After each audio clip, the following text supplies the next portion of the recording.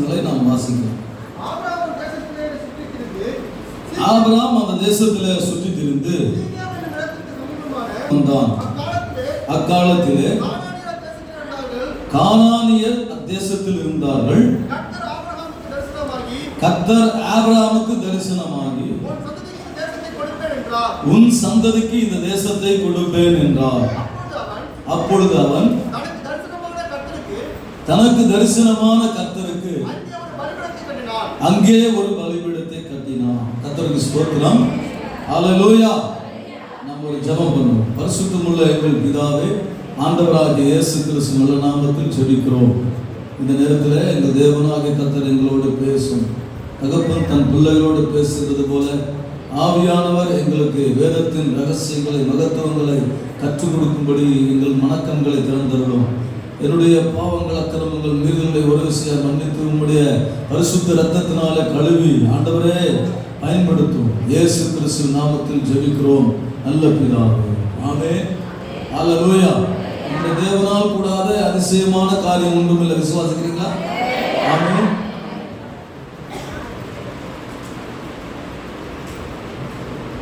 கர்த்தருக்கு ஸ்தோத்திரம்.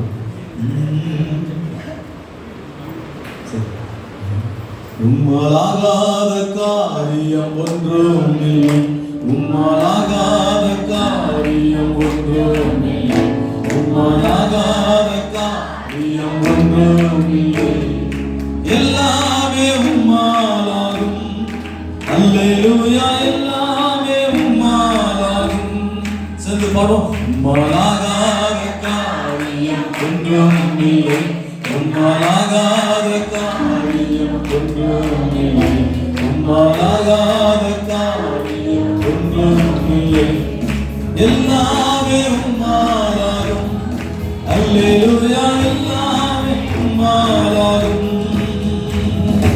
ஆகும், எல்லாம் ஆகும்.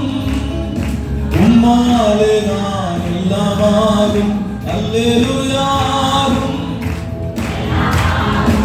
நீங்கள் செய்து எல்லாம் ஆகும். ஆகும், எல்லாம் ஆகும்.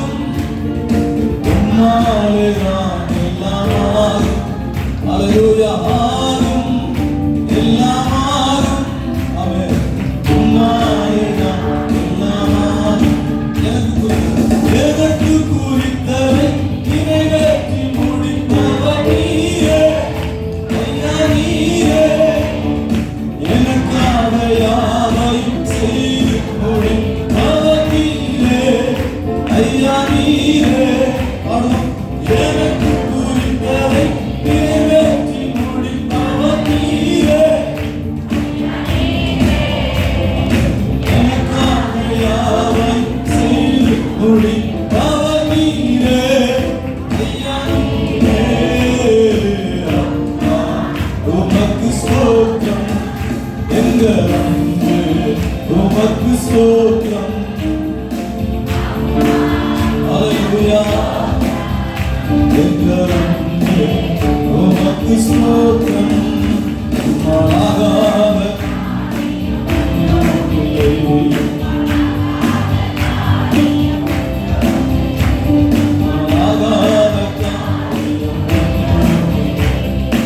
எல்லாமே உம்மாலாகும்.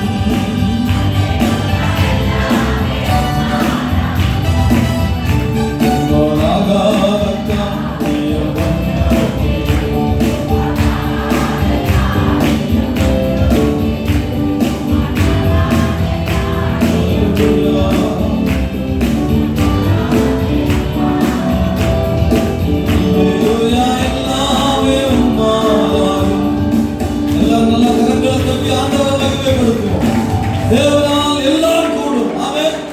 அவரை விசுவாசிக்கிறவனுக்கு எல்லாம் கூடும். ஆமென். கர்த்தரால எல்லாம் முடியும். அவரை விசுவாசிக்கிறவங்களால எல்லாம் செய்ய முடியும். ஆமென். கர்த்தருக்கு ஸ்தோத்திரம். நீங்க விசுவாசித்தால் தேவ மகிமையை காண்பீர்கள். ஆமென். இந்த 3 நாள்ல தேவன் வல்லமையான காரியங்களை செய்ய போறான்னு விசுவாசிக்கிறீங்களா? ஆமென். நீங்க விசுவாசித்தால் நடக்கும். கர்த்தருக்கு ஸ்தோத்திரம். இந்த வேத பகுதியில நாம் வாசிக்கிறதுக்கு முன்பாக ஒரு 3 தலைப்பின் கீழே இந்த செய்தியை நான் உங்களுக்கு கொடுக்க ஆண்டவரின் கிருபை தருவாராக. முதல்ல தரிசன தேசத்துக்கு திரும்புவோம். எல்லாம் சொல்லுங்க, தரிசன தேசத்துக்கு திரும்புவோம். ஆமென். அப்ப தேவன் நமக்கு ஒரு தரிசனமான தேசத்தை கொடுத்திருக்கிறார். தேவன் கொடுத்த தேசம் தரிசனத்தில் கொடுக்கப்பட்டது, தேவனால் கொடுக்கப்பட்டது. முதல்ல தரிசன தேசத்துக்கு திரும்புவோம். இரண்டாவது பரம தரிசனத்துக்கு திரும்புவோம். சொல்லுங்க, பரம தரிசனத்துக்கு திரும்புவோம். பக்கத்துல பார்த்து சொல்லுங்க, பரம தரிசனத்துக்கு திரும்புவோம். ஆமென். மூன்றாவது பரம தேசத்துக்கு திரும்புவோம். எல்லாம் சொல்லுங்க, பரம தேசத்துக்கு திரும்புவோம். ஹalleluya, ஹalleluya. இந்த தரிசன தேசம் பரம தேசம். ஆமென். தேவன் நம்ம அழைச்சதுல ஆபிரகாம் அழைத்தது போல தேவன் உங்களை என்னை அழைச்சார். ஆமென். ஆண்டவர் சொல்றாரு, உங்கள் தகப்பனாகிய ஆபிரகாமையும் உங்களை பெற்ற தாயாகிய சாராவையும் நோக்கி பாருங்கள். அவன் ஒருவனாக இருக்கையில அவர்களை அழைத்து நான் ஆசீர்வதித்து பெரிய ஜாதியாக மாற்றினேன், பெருக பண்ணினேன் அப்படின்னு சொல்லுவார். இப்ப ஆபிரகாம் குறித்து இங்க சொல்லப்படும் போது முதலாவது இந்த தரிசன தேசத்துக்கு நேராக நாம் திரும்ப வேண்டும். உபவாச ஜெபம் என்பது மனம் திரும்புதலுக்குரிய ஜெபம். ஆமென். உபவாச ஜெபம் என்பது பாவ அறிக்கை செய்யக்கூடிய ஜெபம். ஆமென். உபவாச ஜெபம் என்பது நம்மை தாழ்த்தி தேவ சித்தத்துக்கு நேரா திருப்பப்படுகிற ஜெபம். ஆமென். சொல்றீங்களா? ஆமென். ஆகவே இப்ப தேவ தரிசனத்துக்கு நேரா, தேவ திட்டத்துக்கு நேரா நம்ம அனைவரையும் ஆண்டவர் திரும்ப போகிறார். ஆமென். ஹalleluya. எப்பெல்லாம் வேதத்துல தேவ ஜனங்கள் குழப்பத்துல, இழப்புல, போராட்டத்துல, யுத்தத்துல இருந்தாங்களோ அப்பெல்லாம் தங்களை தாழ்த்தி மனம் திரும்பி பாவ அறிக்கை செய்து உபவாசித்து தேவ சபைக்கு நேரா, தேவனுக்கு நேரா திரும்பும் போது கர்த்தர் தேசத்துல வெற்றி கொடுத்தார். ஆமென். விசுவாசிக்கிறீங்களா? யுத்தத்துல ஜெயத்தை கொடுத்தார். ஆமென். விசுவாசிக்கிறீங்களா? ஆகவே இந்த உபவாச ஜெபம் என்பது நம்மை நம்முடைய தேசத்துக்கு நேராக திருப்பக்கூடியது, நம்முடைய தேவனுக்கு நேராக திருப்பக்கூடியது, தரிசனத்துக்கு நேராக திருப்பக்கூடியது, பரலோகத்துக்கு நேராக திருப்பக்கூடியது. ஆமென். இப்ப பாருங்க, இந்த வசனத்துல வாசிக்கிறோம். கர்த்தர் அந்த வசனத்துல 12:7 வாசிங்க, 6 வாசிச்சுங்க. கவனிங்க, 6 ஆபிரகாம் சுற்றி திரிந்து சீகேம் என்னும் இடத்துக்கு சமீபமான வந்தான்.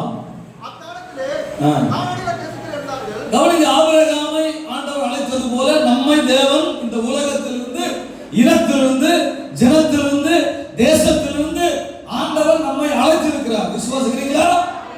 ஆமென். ஆபிரகாம் அந்த அவருடைய ஜென்ம தேசத்திலிருந்து அழைக்கப்பட்டார், பதான் ஆராமிலிருந்து அழைக்கப்படுறார். கவனிங்க, அப்பொழுது அவர் அழைக்கிறது போலவே தேவன் உங்களை என்ன அழைச்சார்? நம்ம ஜனம், இனம், தேசம், பழக்க வழக்கம், அடிமைத்தனம், முன்ன இருந்ததான எல்லா விதமான பழக்க வழக்கங்கள், சடங்குகள், சாங்கியங்கள், சடங்காச்சாரத்திலிருந்து ஆண்டவர் வேறு விரித்து கொண்டு வரார். அப்போ இந்த தரிசன தேசத்துக்கு ஆண்டவர் அழைக்கும் போது ஆபிரகாம் ஆண்டவர் போன்னு சொன்னாரு. போன்னு சொன்ன உடனே அவர் அந்த தேசத்துக்கு புறப்பட்டு வரார். கவனிங்க, புறப்பட்டு வரும்போது அந்த எங்க வரணும்ன்றது ஆண்டவர் முதல்ல அவருக்கு சொல்லல. பழைய ஏற்பாட்டுல சில சம்பவங்கள் வித்தியாசமா நடந்திருக்கும், புதிய ஏற்பாட்டுல சில விஷயங்கள் வித்தியாசமா இருக்கும். பழைய ஏற்பாட்டுல நான் பொருத்தனை ஜபத்தினால தேவனை தன் பக்கத்துல என்ன செய்யலாம்? இழுக்கலாம், தன் பக்கத்துக்கு திருப்பலாம். புதிய ஏற்பாட்டுல மனம் திரும்புதலினாலதான் தேவன் நம் பக்கத்துல வர முடியும். பாவ அறிக்கை செய்வதனால, பாவ மன்னிப்பை பெற்றாதான் ஆண்டவர் நம் பக்கத்துல வர முடியும். நிறைய விஷயங்கள் இருக்கு. இப்போ என்ன செய்யறாருன்னா, ஆபிரகாம் தன்னுடைய தேசத்தை விட்டு தேவன் காண்பிக்கிற தேசத்துக்கு போன்னு சொன்னார். பாருங்க, அந்த தேசம் எது என்று தெரியாமல், எங்கே என்று தெரியாமல் தேவனால் வழிநடத்தப்பட்ட அந்த தேசத்தை நோக்கி வர ஆபிரகாம். ஆமென். எல்லாம் சொல்லுங்க, ஹalleluya, ஹalleluya. தரிசனம் காண்பித்த தேசத்துக்கு நேராக திரும்புவது. தரிசன தேசத்துக்கு நேராக திரும்பி ஆபிரகாம் வந்து கொண்டிருக்கும் போது சரியான தேசத்துக்கு வந்துட்டாரு. அந்த தேசத்துக்கு வந்த உடனே அந்த 7ஆம் வசனத்துல பாருங்க, கர்த்தர் ஆபிரகாமுக்கு தரிசனமாகி உன் சந்ததிக்கு இந்த தேசத்தை கொடுப்பேன் என்றார். ஆமென். இல்ல கரெக்டா சொல்றது, எங்க வந்த போது? தேசத்துக்கு வந்த போது, அந்த இடத்துக்கு வந்த போது, ஆண்டவர் சமூகத்துக்கு வரும்போது, தேவன் கொடுத்த சபை, தேவன் கொடுத்த தேசம் அங்க வரும்போது கர்த்தர் நமக்கு தரிசனமாகிறார். ஆமென்.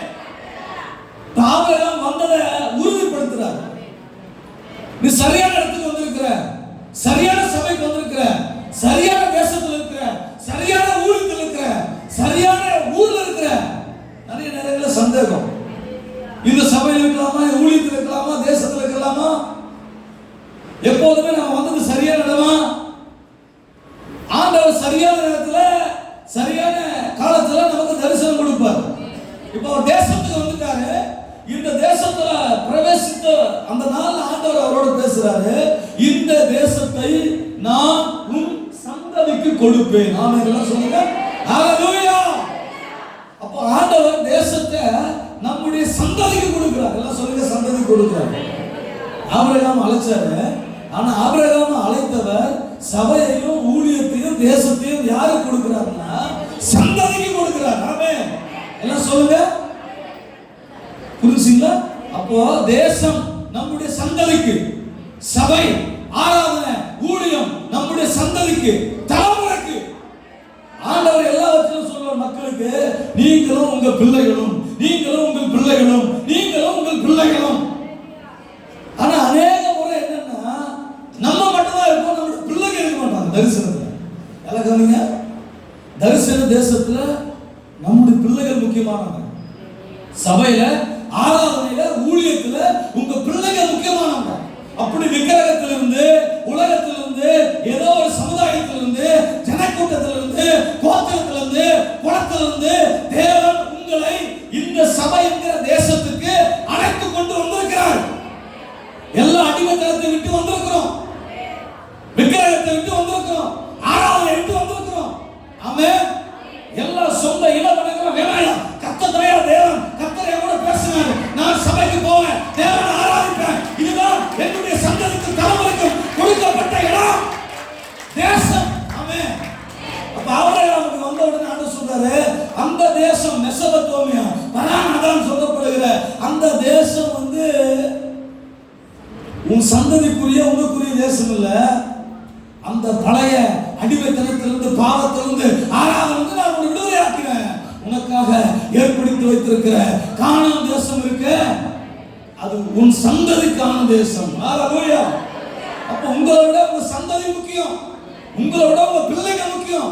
நீங்க ஜபத்துல இருப்பது அவசியம், அதை விட மிக அவசியம் உங்க தலைமுறை, உங்க பிள்ளை, உங்க சந்ததி இருப்பது. ஆமென். நல்ல கைகளை தட்டி ஆண்டவரை சொல்லுங்க. வாலிபெல்லாம் இருக்கிறது ரொம்ப சந்தோஷம். அதோட வயது முதிர்ந்தவர்கள் உங்களை பார்த்தோன்னே எனக்கு அதிக உற்சாகம். ஆமென். ஹalleluya. ஆமென். எதுக்கு சொல்றேன்னா, உங்களுக்கு ரொம்ப இந்த சத்தியம் நமக்கு மிக முக்கியம். வேதம் சொல்கிறது, ஆகவே நம்ம தெரியாம வரல, ஏதோ யாரோ நம்ம அழைச்சி கட்டாயப்படுத்தி வசப்படுத்தி நம்மளை சொல்லுவாங்க நைஸ் பண்ணி ஏதோ ஒன்று பண்ணி நம்மளை கொண்டு வந்து சேர்த்துட்டாங்க. அப்படிலாம் இல்லை. ஆண்டவர் தரிசனம் கொடுத்தார், ஆண்டவர் உங்களை அழைத்தார். இந்த தேசத்துல இந்த சபையும் ஊழியத்தையும் உங்களையும் தேவன் இணைத்தார், தெரிந்து கொண்டார். ஆமென். அப்ப ஒருத்தர் ஆண்டவர் கொண்டு வரார், ஒரு பரிசுத்த சந்ததியை, ஒரு பரிசுத்த தலைமுறை எழுப்பும்படி அன்பு தகப்பனார் ஐயா அவர்களை இந்த பகுதிக்கு, தேசத்துக்கு கொண்டு வந்தார். ஆமென். மாம்சீக ரீதியாகவும் ஆவிக்குரிய ரீதியாகவும் தேவன் சந்ததிகளை உங்களை ஆண்டவர் எழுப்பினார். ஆமென்.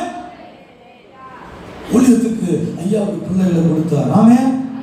அப்போ இந்த தரிசனம் சந்ததிக்குரியது, தலைமுறைக்குரியது.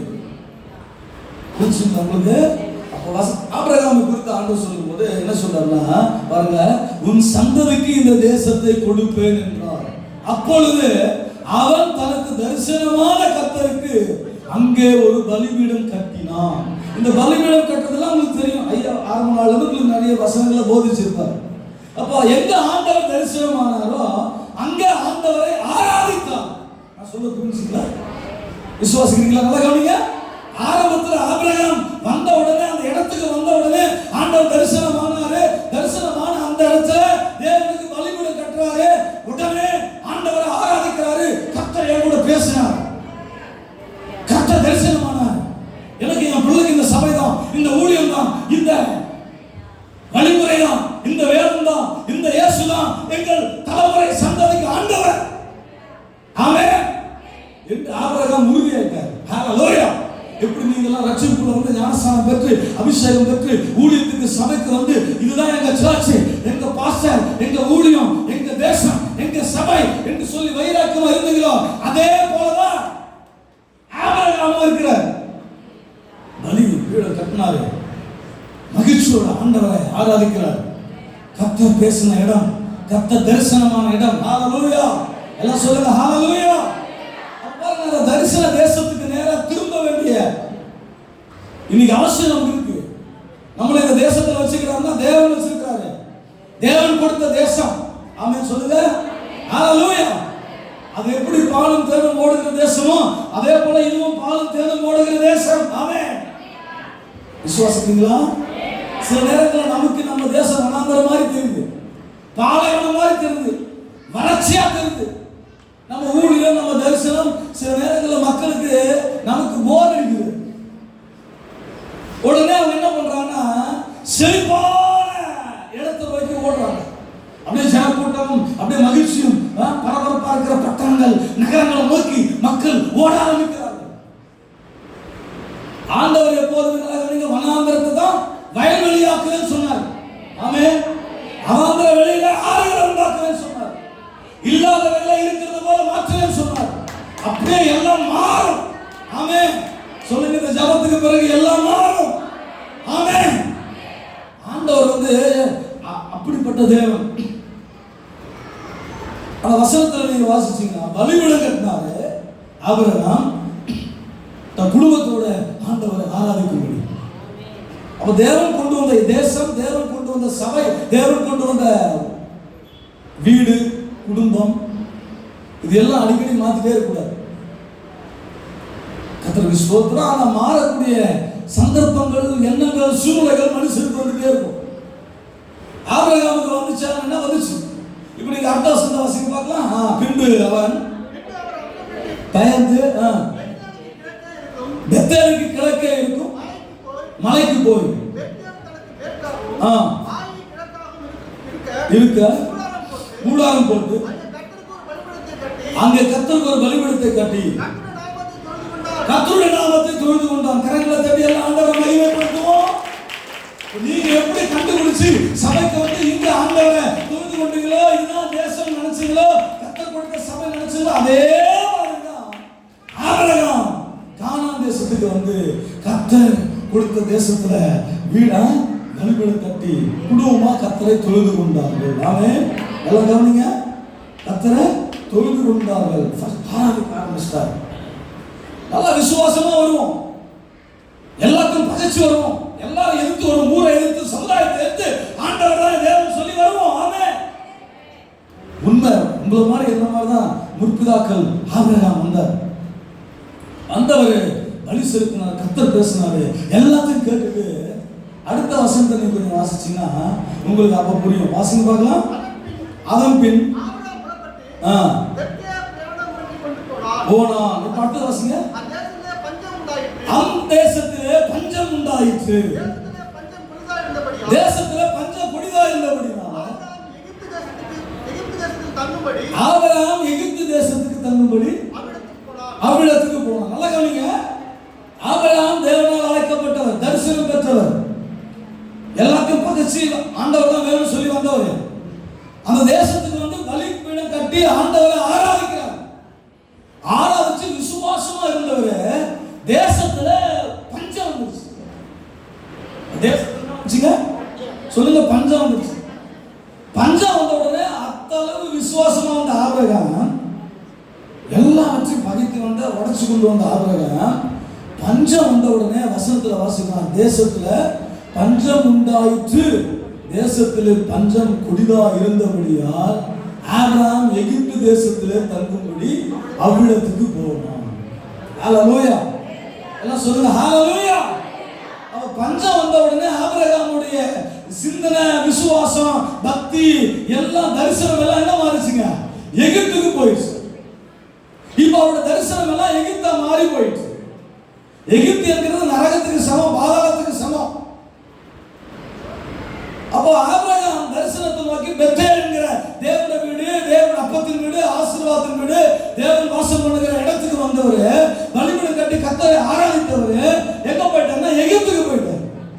ஏன் எகிப்துக்கு போனார்னா இங்க அவருக்கு கஷ்டம், இங்க அவருக்கு வறுமை, இங்க அவருக்கு பஞ்சம். ஹalleluya.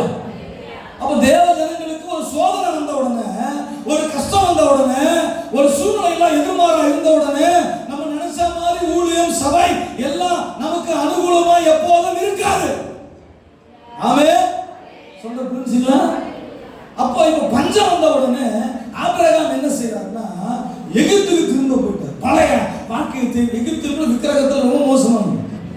ஹalleluya. தரிசனத்தை பெற்று சத்தத்தை கேட்டு வைராக்கியமா விசுவாசமா குடும்பத்தோட எல்லாரோட வேலையாட்களோட வந்த ஆபிரகாம் பஞ்சம் வந்துச்சு. ஒரு சோதனை வருது, ஒரு கஷ்டம் வருது, ஒரு நெருக்கம் வருது. இனிமேல் காட்டு மன்னார் கோயில பிழைக்க முடியாது, மொத்த பேரும் பழைய கிளம்புங்க, சென்னைக்கு நேரா போறோம். ஆமென்.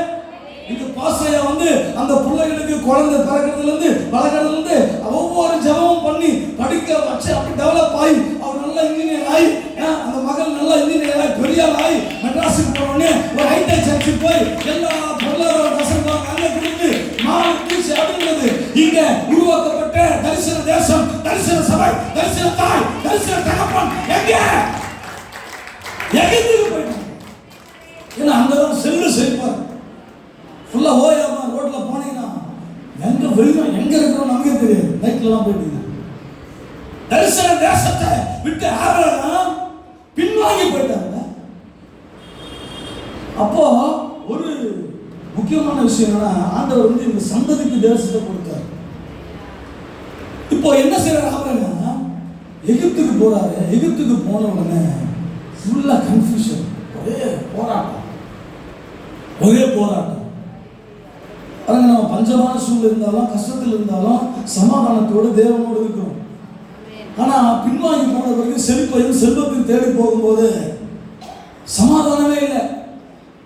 மனைவி மேல சத்து அதிகாரம் பண்ணுகிறான். ஹalleluya. சாத்தான் ஒரு பெரிய வீழ்ச்சி உண்டாக்க சாராளை தொட விரும்புறான்.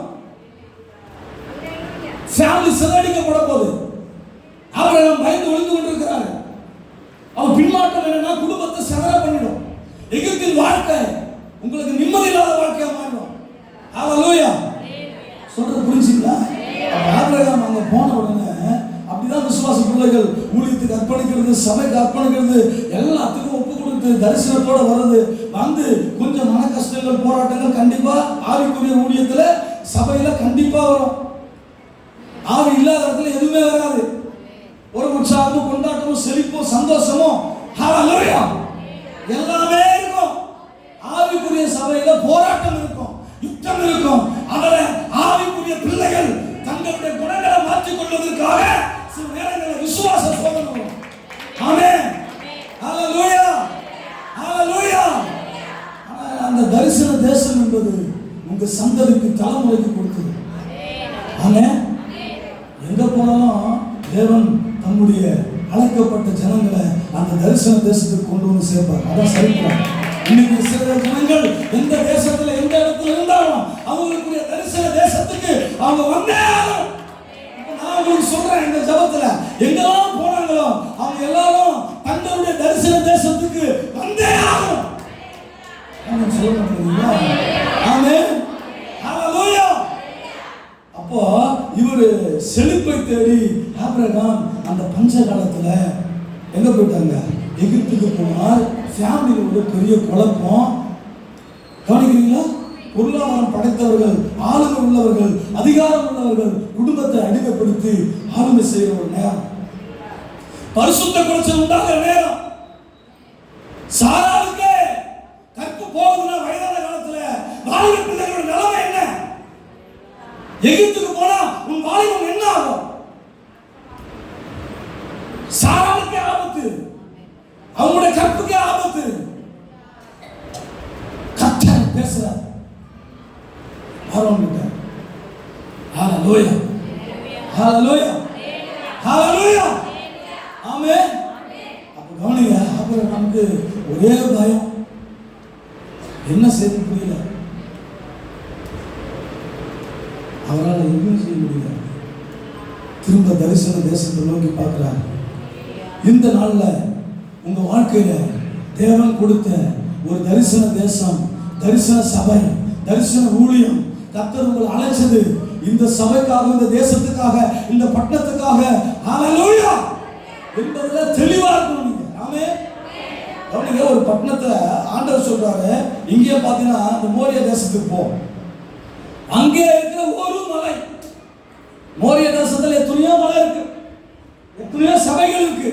ஆனா தேவன் உனக்கு குறித்த ஒரு மலை, குறித்த ஒரு சபை, அந்த சபையில தான் கர்த்தர் உனக்கு தரிசனம் ஆவார். நான் பலி செலுத்துறையா, பலி செலுத்துறையா, 12 மணி நேரம் ஜெபம், 40 மணி நேரம் ஜெபம், 1000 மணி நேரம் ஜெபம், எங்க தீர்க்க தரிசன ஜெபம். அதனால எங்க பார்த்தாலும் மலைகளா இருக்குது, அங்கங்க தீபங்களா எரியுது, எல்லா இடத்துக்கும் நான் போவேன்னு நினைக்க கூடாதுங்க. ஆண்டவரே சொன்னார், 11 சீசனை பார்த்து, கலிலேயாவிலே நான் குறிக்கப்பட்ட அந்த மலைக்கு நீங்க வந்தீங்கன்னா அங்க நீங்க என்ன காண்பீங்க. நான் ரட்சிக்கப்பட்ட புதுசுல சென்னையில் இருக்கிற பெரிய பெரிய ஃபேமஸான சபைகள்லாம் போயிருக்கேன். ரட்சிக்கப்படாத முன்னாடியே சின்ன வயசுலேயே, ஏன்னா ஃபேமிலி மெம்பர்ஸ்லாம் ரட்சிக்கப்பட்டாங்க. சின்ன மலை அங்கே ஒரு பெரிய சபை போனேன். அது ஒரு பெரிய மலை, பேர் தான் சின்ன மலை. அங்கே போன உடனே போய் தூக்கிட்டு வரும், நைட் ப்ரேயர் கூப்பிட்டு போடுவாங்க. நான் 10th தான் படிக்கிறேன், 90 நைட் ப்ரேயர் தூக்கிடுவேன். என்ன நைட்டில் குடும்பத்துக்கான எந்த திரும்பியும் இன்னொரு சபை புதுசாக இருக்குது, அது பயங்கரமான சபை. அங்கே போனால் சேரெல்லாம் பிடிச்சி வச்சுருவாங்க. என்ன எங்கள் காலையில் தூக்கிடாம எங்கள் மாமாவத்தை எழுதி கூட்டு போடுவார். எல்லா இடத்துலையும் ஆவியானவர் இருந்தார், எல்லா இடத்துலையும் ஆண்டவர் இருக்கிறார். ஆமென். ஆனால் எனக்கு குறிக்கப்பட்ட இடம் அது இல்லை. எனக்கு புரியல, என்ன தொடலை, எல்லாரையும் தொடராரு, என்ன தொடலை, என்னன்னு எனக்கு புரியல. நான் போய் எல்லாரும் கிண்டல் பண்ணிட்டு வருவேன். நான் ரசிக்கப்படாதா இல்லை. அங்கே ஒரு பாட்டு ரிலீஸ் பண்ணுறாங்க, அப்பாலே போய் சாத்தாங்க. நான் வாயத்திறதில்லை, நம்ம சாமி தானே சாத்தான்னு சொல்கிறோம். நான் எல்லாம் கை கட்டி போடுறாங்க, அபிஷேகம் நம்மளாம் இறங்குது. என்ன நம்ம சொல்ல நம்ம சாமி சாத்தான்றாங்க அப்படின்னு வாயத்திறங்க. ஹல்லேலூயா. அப்போ பாடுறாங்க. அப்போ நல்லா கவனிங்க, என்ன ஆச்சுன்னா ஒரு நாள் தேவன் என் நண்பன் மூலமா என்ன சபைக்கு போக சொன்னார். நம்முடைய ஃபிலிலோசப் இருக்கிற எக்னஸ்கி நகர் சர்ச்சு, வேற வழி இல்லாமல் அவன் சொன்னான்னு போயிட்டேன். நாங்கள் சாய்பாபா கோயிலுக்கு போகணும் பிளான் பண்ணோம். 2 பேரும் டோக்கன் வாங்கி வச்சுட்டோம், சாப்பாட்டு டோக்கன் வாங்கி வச்சுட்டாங்க. வரும்போது நான் எங்கள் மாமா வீட்டில் இருக்கிற ஒய்ஃப் வீட்டில் இருக்கிறேன், அவங்களோட நான் வரேன். அவன் நான் பண்ண ஃபேமிலியாக இருக்கிறவங்க எல்லாம் சர்ச்சுக்கு போடா, உங்கள் குடும்பத்தை நான் பிடிச்ச மாதிரி ஆடுன்னு சொல்லிட்டு அவன் பண்ணான். போயிட்டான். அவன் சொன்னதால சர்ச்சுக்கு போனேன். அந்த இரவு முழுவதும் தேவ பிரசன்னம் என்னை ஆட்கொண்டது. அழுகிட்டே இருக்கிறேன். ஆமென். ஹல்லேலூயா. ஏராளமான சபைகள் இருக்கிறது, ஏராளமான மலைகள் இருக்கிறது, ஏராளமான கோபுரங்கள் இருக்கிறது, ஏராளமான ஊழியர்கள் இருக்கிறது. ஆனால் உனக்கு குறித்தது எது? அங்கதான் தேவன் பேசுறார். அங்கதான் எங்க போனாலும் அழைத்து கொண்டு வருவார். எங்க வந்தாலும் உங்களுக்கு சமாதானம் இங்கதான் இருக்கும். சொல்ல புரிஞ்சுங்களா? இது ரொம்ப நாளா புரியல. ஏன் எல்லா இடத்துல அப்போ எல்லாம் மலைதான், எல்லாம் கோபுரம் தான், எல்லாம் சபைதான். ஆனால் உனக்கு குறித்த தேசம், உனக்கு உன் சந்ததிக்கும் உன் தலைமுறைக்கும் கொடுத்த தேசம், சபை, ஊழியம் இதான். ஆமென். ஹல்லேலூயா. ஹல்லேலூயா. நான் ஆவடியில் இருக்கிற சபையில் பெரிய ஜாமவான்லாம் இருக்கிறாங்க, உங்களுக்கு தெரியும். நல்ல ஃபேமஸான ஊழியக்காரலாம். நான் மொட்டை மாடியில் 10 வருஷம் ஊழியம் செஞ்சேன். மொட்டை மாடி தான். அப்போ எல்லாரும் சொல்லலாம், வீடு வாடகை கொடுப்பாங்க, எல்லாம் கொடுப்பாங்க. எனக்கு கேட்பாரு, எப்படி நான் பண்ணி ஊழியம் செய்ய வளர போகிறாங்க. ஹல்லேலூயா. நான் அப்போ ரொம்ப கலையோட ஜெபம் பண்ணுவேன், மோசமாக ஜெபம் பண்ணுவேன். ஆண்டவர் நல்லா தோணிங்க. அப்போது எங்கெல்லாம் போவாங்க ஜனங்க, ஒரு குறிப்பிட்ட நாள் ஆச்சு. அப்போ ஆனால் சொல்லு, இந்த பகுதிக்கு நீ தான் ஊழியக்காரன், இங்கே இருக்கிற ஜனங்களை உங்களுக்கு தான் தருவேன். அது யார் எழுப்பினாலும் சில நேரங்களில் நம்ம நல்லா புரிஞ்சுக்கிட்ட, கொடுத்த தேசம், கொடுத்த குடும்பம், கொடுத்த சபை, கொடுத்த வேலை, கொடுத்த ஊழியம், இது எல்லாம் தேவன் உங்களுக்கு கொடுத்தது. ஆமென். நீங்களா தேடிக்க கூடாது. கானான் தேசம் யார் கொடுத்தா சொல்லுங்க, யார் கொடுத்தா? ஆபிரகாம் தேடினாரு இல்லையே. ஆனா ஆபிரகாம் தேடினார். எங்க தேடினாரு? எகிப்தை தேடி போறாரு. இது முதல்ல நீ போகணும் தானே. ரட்சிக்கப்பட்டு உன் ஆண்டவர் அழைச்சி தரிசனம் கொடுத்து பலிபீடம் கட்டி சபையை கட்டி அப்புறம் எதுக்கு எகிப்துக்கு போறாங்க? நீ அப்படியே போனதுங்க. கொஞ்சம் வழி கட்டினா போதும். சில பேர் கொஞ்சம் எழுப்பி அவரை வளர்த்து நல்ல வசனத்தையும் ஜபத்தையும் ஆவியும் அபிஷேகத்தையும் கொடுத்து தரிசனத்தை கொடுத்து கொஞ்சம் உற்சாகப்படுத்தி எழுப்பி விட்டா அப்புறம் போயிட்டு எகிப்துல போய் என்ன பண்றது? வேலையை காட்டிட்டு வரும். ஹல்லேலூயா. அழுது ஜெபம் பண்ணி பிள்ளைங்களை வளர்த்து ட்ரெஸ் கொடுத்து படிக்க வச்சு அப்படி அழகாக்கி அலங்காரமாக்கி ஹல்லேலூயா மகிமையாக்கி அப்புறம் போய் பின்மாற்றமாய் மொத்தத்தை இழந்து முடிய பேயடிச்ச மாதிரி போட்டு நடக்குது. புரியாங்க சொல்ல புரியுதா உங்களுக்கு? ஒரு தரிசன தகப்பன் உங்களுக்கு உண்டு, ஒரு தரிசன சபை உங்களுக்கு உண்டு, ஒரு தரிசன ஊழியர் உங்களுக்கு உண்டு. இது உங்களுக்கு உங்க சந்ததிக்கு தலைமுறை தலைமுறையா தேவன் ஏற்படுத்தும். எல்லாம் உருவாக்குற பிறகு அதுக்கப்புறம் எகிப்துக்கு போய் எல்லாத்தையும் கலந்து அலங்கோலமா வருது. ஆபிரகாம் எகிப்துக்கு போய் அலங்கோலமா வராது. மனைவியை காப்பாற்றினா போறையா? ஹல்லேலூயா. ஆபிரகாமுக்காக தேவன் பேசினார். சில நேரங்களில் தரிசன தேசத்துக்கு நான் போகும்போது சிலரை இழக்க நேரிடுகிறது, சிலரை இழக்க நேரிடுகிறது. கற்பை அபிஷேகத்தை, ஆவியை, ஆசீர்வாதத்தை, சந்ததியை, தலைமுறை இழக்க நேரும். எப்போதுமே ரொம்ப கேர்ஃபுல்லா இருக்கும். நிறைய பைபிள் அப்படிப்பட்ட சம்பவம் நடந்திருக்கு. நான் பின்னாடி வந்து உங்களுக்கு சொல்றேன். தரிசன தேசத்தை விட்டும் தரிசனம் எங்களை எத்தனை பேர் சொல்லிக்கிறாங்க. எனக்கு பிளான் சர்ச்சில் ஒரு 5 சர்ச் இருக்கு.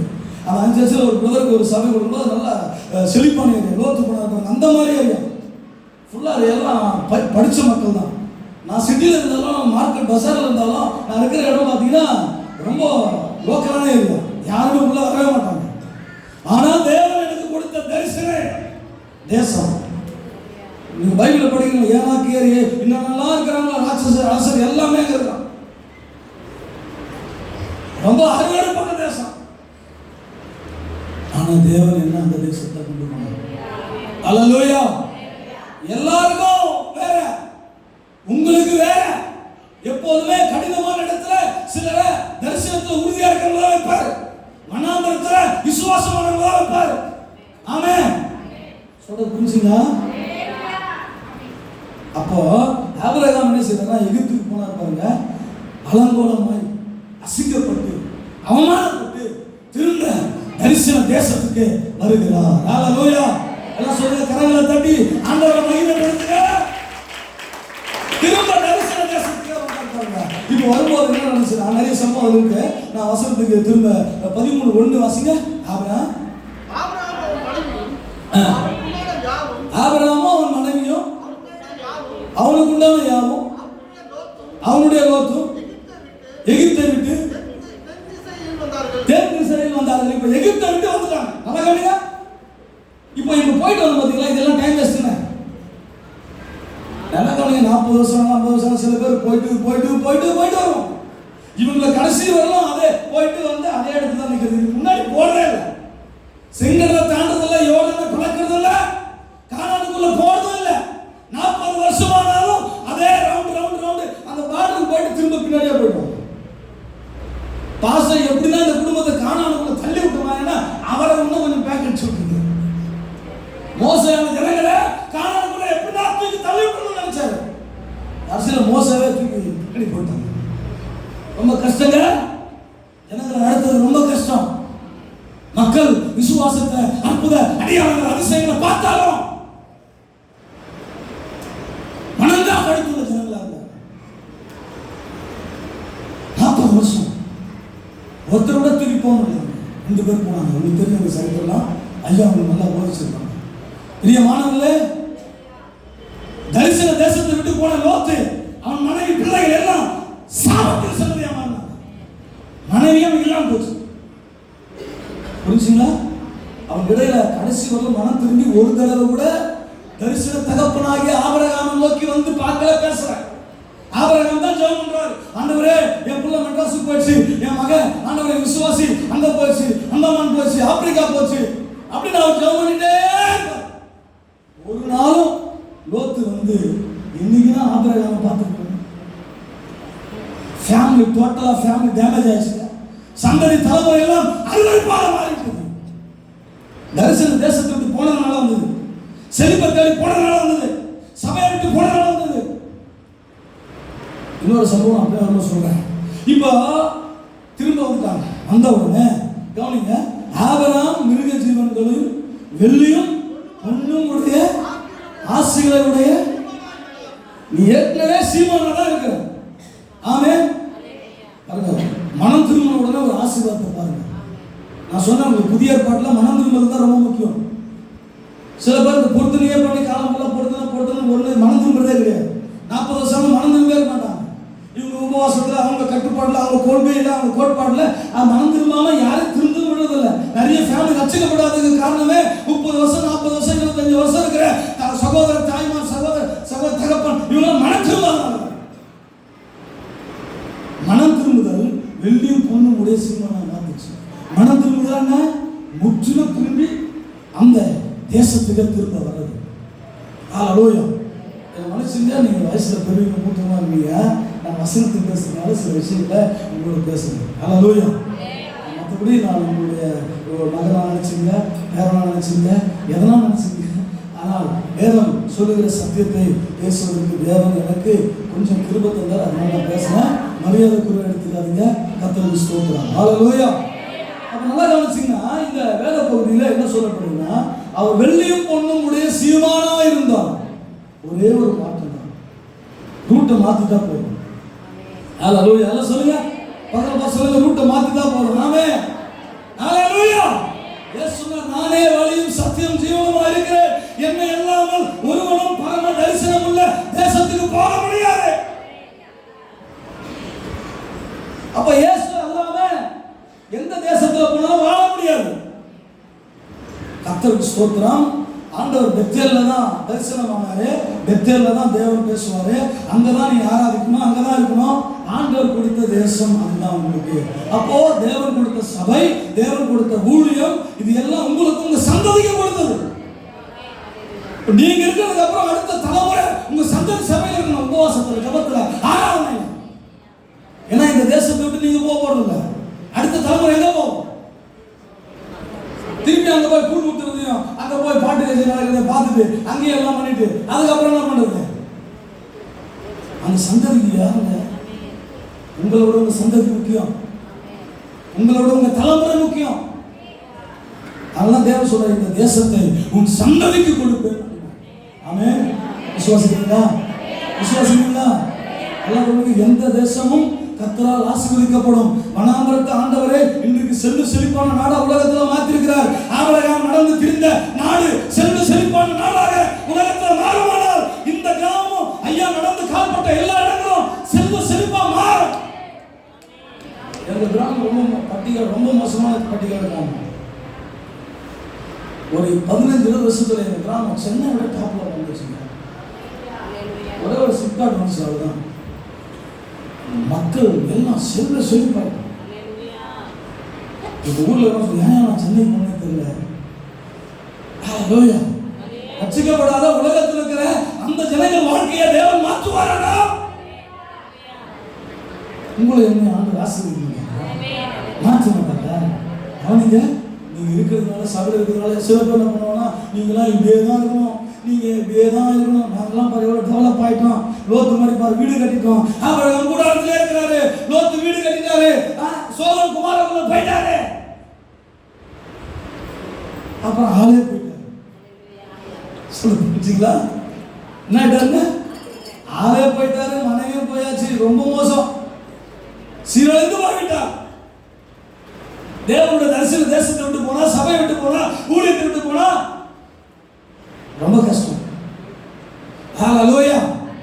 ஹல்லேலூயா. ஆபிரகாம் மனம் திரும்பினார், சொந்த தேசத்துக்கு திரும்ப தேவன் கொடுத்த பாருங்க வசனம் போடுறாரு. அடுத்து 3 வசனம் வாசிங்க பார்த்தலாம். 3:4 பிரயாணங்களிலே தெற்கே இருந்து பெத்தேல் மட்டும் வந்து பெத்தேலுக்கு வாய்க்கு நடுவாக தான் முன்பு போட்டதும் தான் முதல் ஒரு பலிபீடத்தை உண்டாக்கினோம்.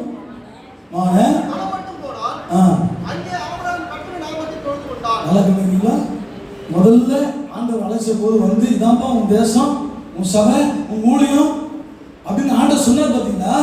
அங்க வந்த உடனே ஆபிரகாம் என்ன நினைக்கிறார்? திரும்ப முதல்ல ஆண்டவர் என்ன சந்தித்த இடம், ரட்சித்த இடம், என்ன அழைத்த இடம், அபிஷேகமான இடம். ஹல்லேலூயா.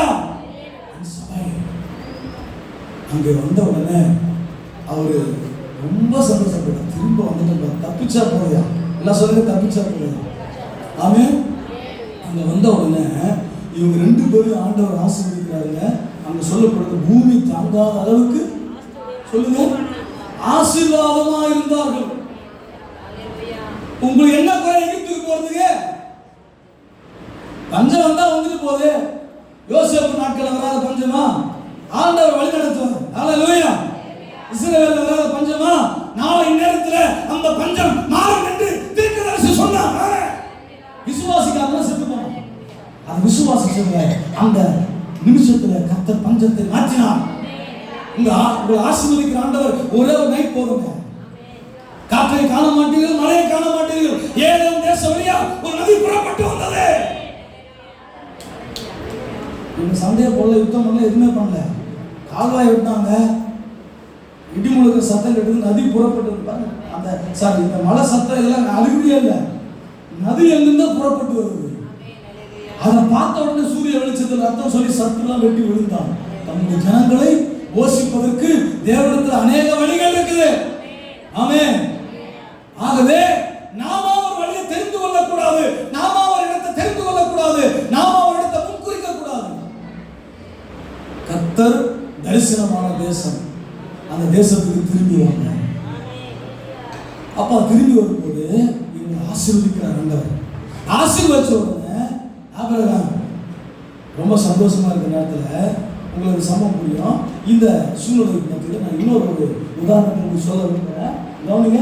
நான் நிச்சயமா இந்த உபவாச ஜபத்தில் நம்முடைய வாழ்க்கையினுடைய பல எகிப்தினுடைய சுபாவங்கள் எல்லாம் மாறி வந்துட்டோம்னா, நம்முடைய எண்ணங்கள் சிந்தனைகள்ல ஓடிட்டு இருக்க, நம்ம அங்க போயிருந்து ஆசீர்வதிக்கப்பட்டிருப்போம், இங்க போயிருந்து ஆசீர்வதிக்கப்பட்டிருப்போம்னு சொல்லி அதெல்லாம் விட்டு கர்த்தர் சமூகத்துக்கு வந்துட்டீங்கன்னா ஆண்டவர் உங்களை ஆபிரகாமை போல ஆசீர்வதிக்கிறார்கள்.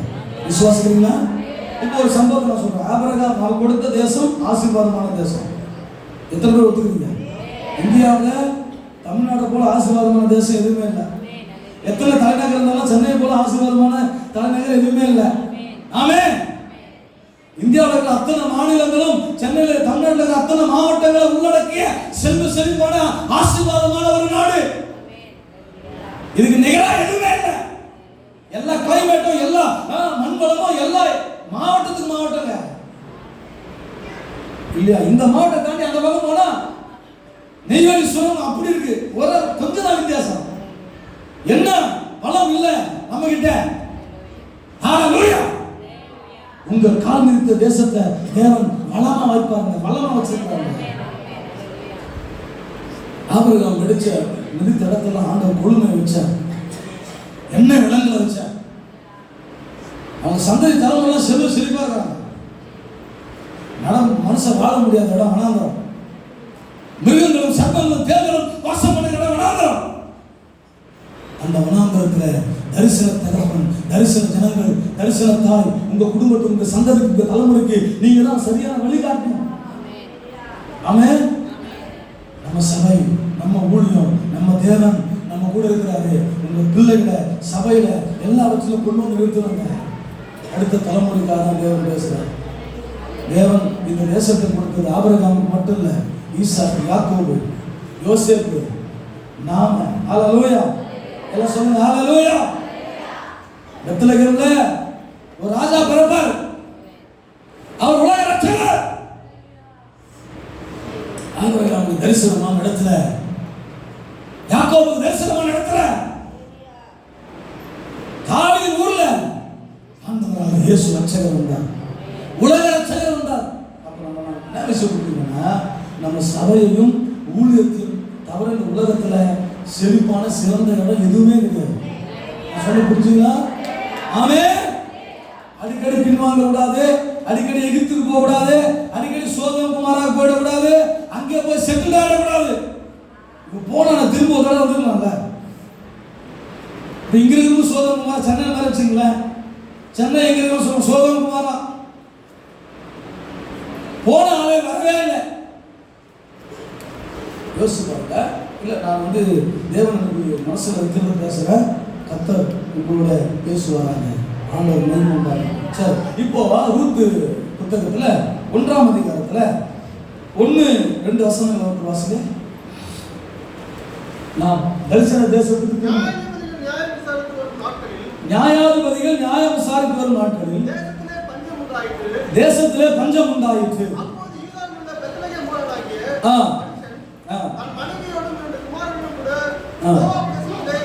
கவனிங்க, இப்போ பெத்லகேம்ல ஒரு பஞ்சம் உண்டாயிடுச்சு. நல்லா கவனிங்க, தேவனுடைய தேசம். நான் சொன்ன தேவனுடைய வீடு அப்படி வச்சுங்க, அப்பத்தின் வீடு, ஆசீர்வாதத்தின் வீடு. பஞ்சம் வந்தது, எல்லாரும் போனாங்கன்னா யாருமே போல. ஒரு மனுஷன் தன்னோட மனைவி பிள்ளைகளோட எங்க போறாங்க? மோவாப் தேசத்துக்கு. மோவாப் யாரு? அருவருப்பானவன், லோத்தோட பிள்ளை. லோத்துக்கு எப்படி பிறந்தாரு? மகனிடத்தில் பெற்ற அருவருப்பான சந்ததி. நல்லா கவனிக்கணும். இந்த விலைக்கு போறவங்க எங்க போய் கரெக்டா சேர்றாங்க?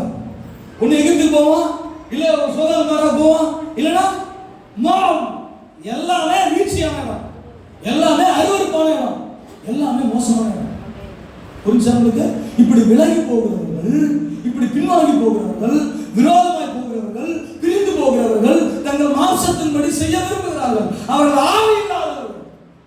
தேசத்தை விட்டு பிரிஞ்சு போனா, சபையை விட்டு பிரிஞ்சு போனா, ஊழியத்தை விட்டு பிரிஞ்சு போனா, அவங்க ஜென்ம சுபாவமானவர்கள். பைபிள்ல பவுல் சொல்ற புதிய ஏற்பாட்டுல ஆவி இல்லாதவர்கள். ஆவி இருந்தா மன்னிக்கிற சுபாவம், மறக்கிற சுபாவம், இறங்கி போற தாழ்மை, இதெல்லாம் வரும். மாம்சத்துல எதுவுமே வராது, பெருமை மட்டும்தான் வரும். ஹல்லேலூயா. சொல்ல புரிஞ்சுங்களா? ஆமென். அப்போ இந்த வசனத்துல நீங்க பாருங்க, ஒரே ஒரு ஃபேமிலி தான் பெத்தேல்ல இருந்து என்ன செய்ய, பெத்லகேம் வந்து போறோம். பஞ்சம் வந்துச்சு, உடனே போயிட்டாங்க. உடனே போன உடனே அந்த வசனத்துல நீங்க என்ன வசனத்துல வாசிச்சீங்கன்னா, வாசிங்க. எலிமெலேக்கு. கவனிங்க, நகோமி எலிமெலேக்கு போறாங்க. தேவன் தந்த தரிசன தேசம், தரிசன தேசத்துக்கு திரும்பணும். திரும்பும்போது கர்த்தர் உங்களை வெள்ளியும் பொண்ணுடைய ஆசீர்வாதமான ஜனங்கள ஆவிக்குரிய வாழ்க்கையில, உங்க பொருளாதார வாழ்க்கை, உலக வாழ்க்கையில எல்லாவற்றிலும் ஆசீர்வதிக்கிறாரு. வெறும் உலக ஆசீர்வாதத்துக்கு மாத்திரம் தான் எகிப்துக்கு போனா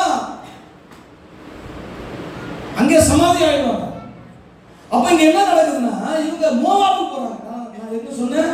இந்த செழிப்பை தேடி போறவங்க, ஆசீர்வாதத்தை மட்டும் தேடி போறவங்க எகிப்துக்கு போறாங்க, சோதோமுமாரா போறாங்க, மோவாப் தேசத்துக்கு போறாங்க.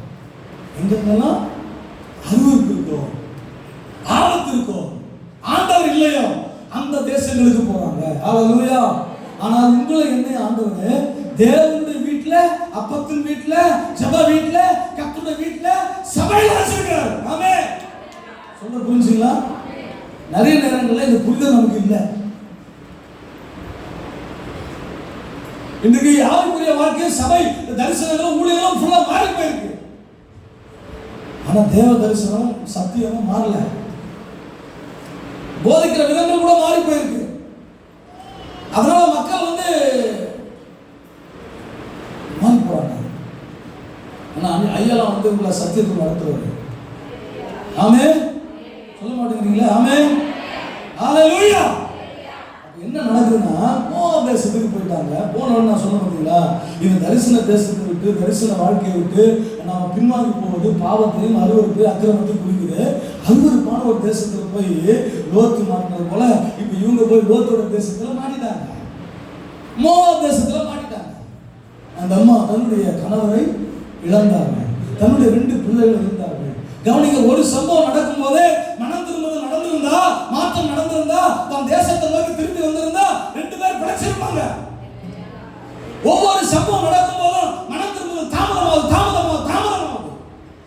இந்த உபவாச ஜெபத்துல நீங்கள் நானும் தேவ சமூகத்துல இன்றைக்கு மனம் திரும்புவோமானால், தேவன் உங்களை வெள்ளியும் பொண்ணுடைய சீமானா, ஆசீர்வாதமா, சந்ததியா, தலைமுறையா மாற்றுவார். மனம் திரும்புதல் தாமதிக்கவே கூடாது. ஆனா சொல்ல இங்கும் உள்ள மனிதர்கள் மனம் திரும்ப வேண்டும் என்று தேவன் சொல்லுகிறார். ஆவியான சபைகளுக்கு சொல்லுகிறார், நீ இந்த நிலைமையில் இருந்தா என்று மனம் திரும்பாவிட்டான். மனம் திரும்பிட்டான். ஆண்டவர் நம்மளை தன்னுடைய தோல் மேல தூக்கி வச்சுக்கிறாங்க. ஹல்லேலூயா. அதான் சொல்லுங்க, ஹல்லேலூயா. ஒரே ஒரு மனம் திரும்புகிற ஆளை தேடுறாங்க. சபையில ஒரே ஒரு மனம் திரும்புகிற ஆளை தேடுகிறார். நம்ம என்ன நினைக்கிறோம்? நம்ம மனம் திரும்பிட்டோம், பரலோக ராஜ்யத்துல புக் பண்ணிட்டோம். ஹல்லேலூயா. புக் பண்ணிட்டோம்.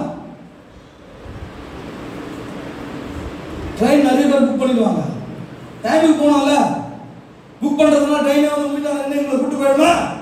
இல்லை ஃப்ளைட்டில் புக் பண்ணிட்டீங்க மாசம் கணக்கா, ஃப்ளைட் வந்து உங்களை கூட்டு போமா? நம்ம ஆயத்தமானோம்ல, நேரத்துக்கு புறப்படணும்ல, ரட்சிப்பின் நிறைய பிரயாசம் பண்ணணும்ல, அப்போ இத்தனை விஷயம் சபை நமக்கு கொடுக்குது, ஊழியம் கொடுக்குது. நான் ரட்சிக்கப்பட்டு ஞானஸ்நானம் அபிஷேகம் பெற்ற சபை எப்படினாலும் பரவாயில்ல, நான் உடனே அப்படியே பரலோகத்துக்கு ஏறிடுவேனா? நிச்சயமா முடியாது. சபை வானத்தின் வாசல். ஏன் சொன்னா நானே வாசல், ஒருவன் என் வழியா உட்பிரவேசித்தால் அவன் உள்ளும் புறமும் சென்று மேய்ச்சலை கண்டடைவான். இந்த மேய்ச்சலை கொடுக்கிறதா மேய்ப்பர்கள் அன்பான ஐயா அவர்கள் வேதத்திலிருந்து எல்லா மேய்ச்சலை அவங்க கொடுக்கிறார். சத்தியத்தை கை கொண்டு வருகிற நீதியுள்ள ஜாதி உள்ள பிரவேசிப்பதற்கு வாசல்கள் திறவுகள், அனாதை கதவுகளே, மகிமை ராஜா வருகிறார். சத்தியத்தை பின்பு நடக்கிறவங்க வாசலுக்குள்ள பிரவேசிக்க முடியும். இயேசுதான் வாசல். ஹalleluya. சபைக்குள்ள வராதவங்க, சத்தியத்துக்குள்ள வராதவங்க பரலோக ராஜ்யத்துக்கு போக முடியாது. தரிசன தேசத்துக்குள்ள போக முடியாது. இந்த ஜனங்கள் ஆண்டவர் அழைச்சாரு, தரிசன தேசத்தை அழைச்சாரு, ஏன் போல? அவங்க சத்தியத்துக்குள்ள வரல, மனம் திரும்பல. 40 வருடம் ஆனாலும் அவர்கள் அதுக்கு ஆயத்தமாக இல்லை. அனுதினமும் அற்புதம் நடந்துச்சு, அனுதினமும் அவங்க நல்லா தான் இருந்தாங்க, சாப்பிட்டாங்க, சந்தோஷமா இருந்தாங்க. நம்மள மாதிரி சூழ்நிலை எல்லாம் இல்லை. ஆனால் அவ்வளவு தேவன் அவங்க நேசிச்சத அவங்க உணரல, அறியல. தேவன் அவங்க கூட இருக்கிறார். விசுவாசிக்கிறீங்களா? இன்றைக்கும் தேவன் உங்களை அழைத்த அழைப்புல உங்களோடு இருக்கிறார். உங்களை அழைத்த தேவன் மாறாதவர். நம்ம மாறிட்டோம், எல்லாம் மாறிடுச்சு. ஆனா தேவன் மாறாதவர். அழைப்புல சத்தியத்துல அவர் மாறாதவர். கர்த்தருக்கு ஸ்தோத்திரம். ஆமென். அப்ப என்ன சொல்லப்படுதுன்னா, அந்த வசனத்தை நீங்க வாசிச்சு பாத்தீங்கன்னா ஆண்டவர் சொல்றாரு பாருங்க. நம்ம இப்ப நேரம் நான் வசனத்துக்கு கடைசி வசனம் அதுக்குள்ள 6 வசனம். கர்த்தர் தம்முடைய ஜனங்களை சந்தித்து அவர்களுக்கு ஆகாரம் அருளினார் என்று அவள் மோவாப் தேசத்திலே கேள்விப்பட்டு. சொல்லுங்க, வாசிங்க. கர்த்தர் தம்முடைய ஜனங்களை சந்தித்து அவர்களுக்கு ஆகாரம் அருளினார் என்று அவள் மோவாப் தேசத்திலே கேள்விப்பட்டு தன் மருமகளோட கூட மோவாப் தேசத்திலிருந்து திரும்பி வரும்படி எழுந்து. என்ன சொல்லுங்க? திரும்பி வரும்படி எழுந்து. ஆமென். இப்ப நான் திரும்பி வரணும்னு என்ன பண்றாங்க? எழுந்து இருக்காங்க. ஓ, இளையகுமார் இருக்கிறாரு, அப்பாவோட வீட்டில் இருக்கும்போது நல்லா கவனிங்க.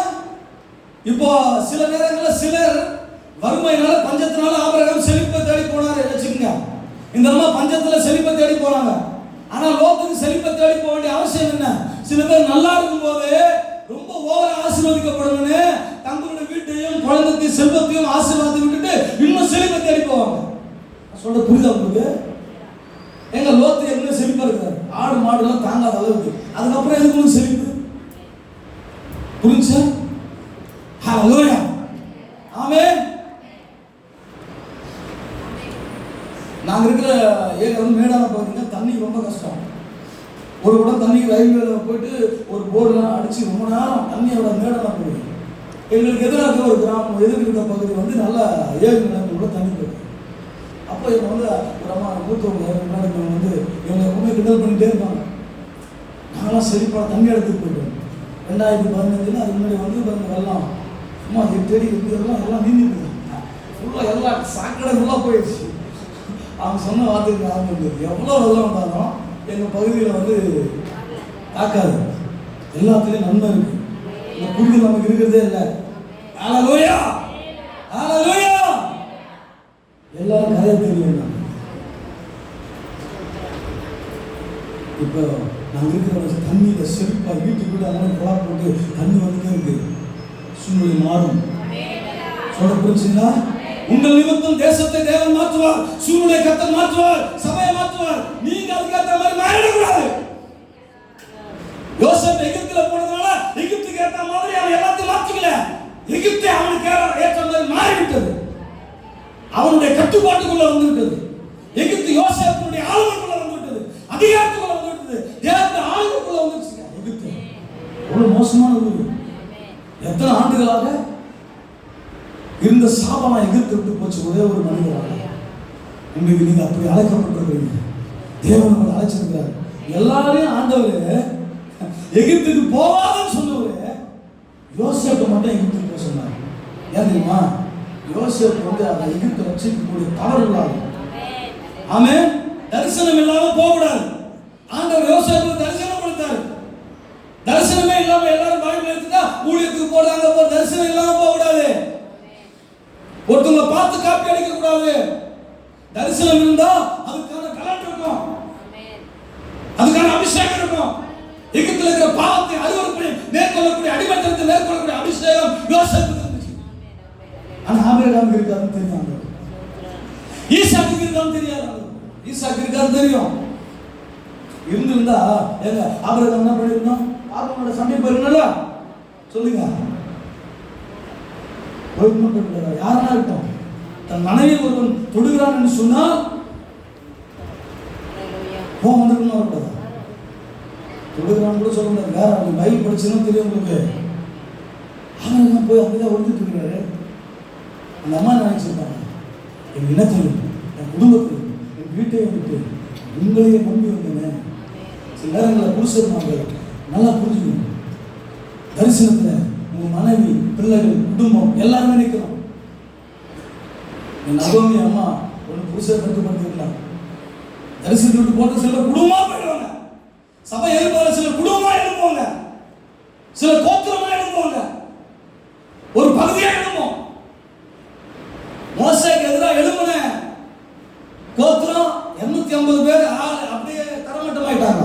தரிசனத்துக்கு எதிராக எழுப்புனா, தேவன் கொடுத்த தேசத்துக்கு எதிராக எழுப்புனா, சபைக்கு எதிராக எழுப்புனா, ஒண்ணு நம்ம கேட்டா இருக்கணும், எல்லாம் வேலைக்கு போயிடணும் அமைதியா, பிரச்சனை உண்டு பண்ணக்கூடாது. ஹல்லேலூயா, ஹல்லேலூயா. அப்ப தரிசன தேசத்துக்கு நேரா இவங்க அங்க கேள்விப்படுறாங்களாம். என்னாச்சுங்க? பெத்லகேமை தேவன் ஆசீர்வதிச்சு எல்லாருக்கும் ஆகாரம் கொடுத்தான்னு கேள்விப்பட்ட உடனே அவங்க திரும்ப என்ன பண்றாங்க? எழுந்து புறப்பட்டார்கள். புறப்பட எழுந்தார்கள். அப்போ எழுப்புதல் வரணும், ஒரே இடத்துல இருக்கக்கூடாது.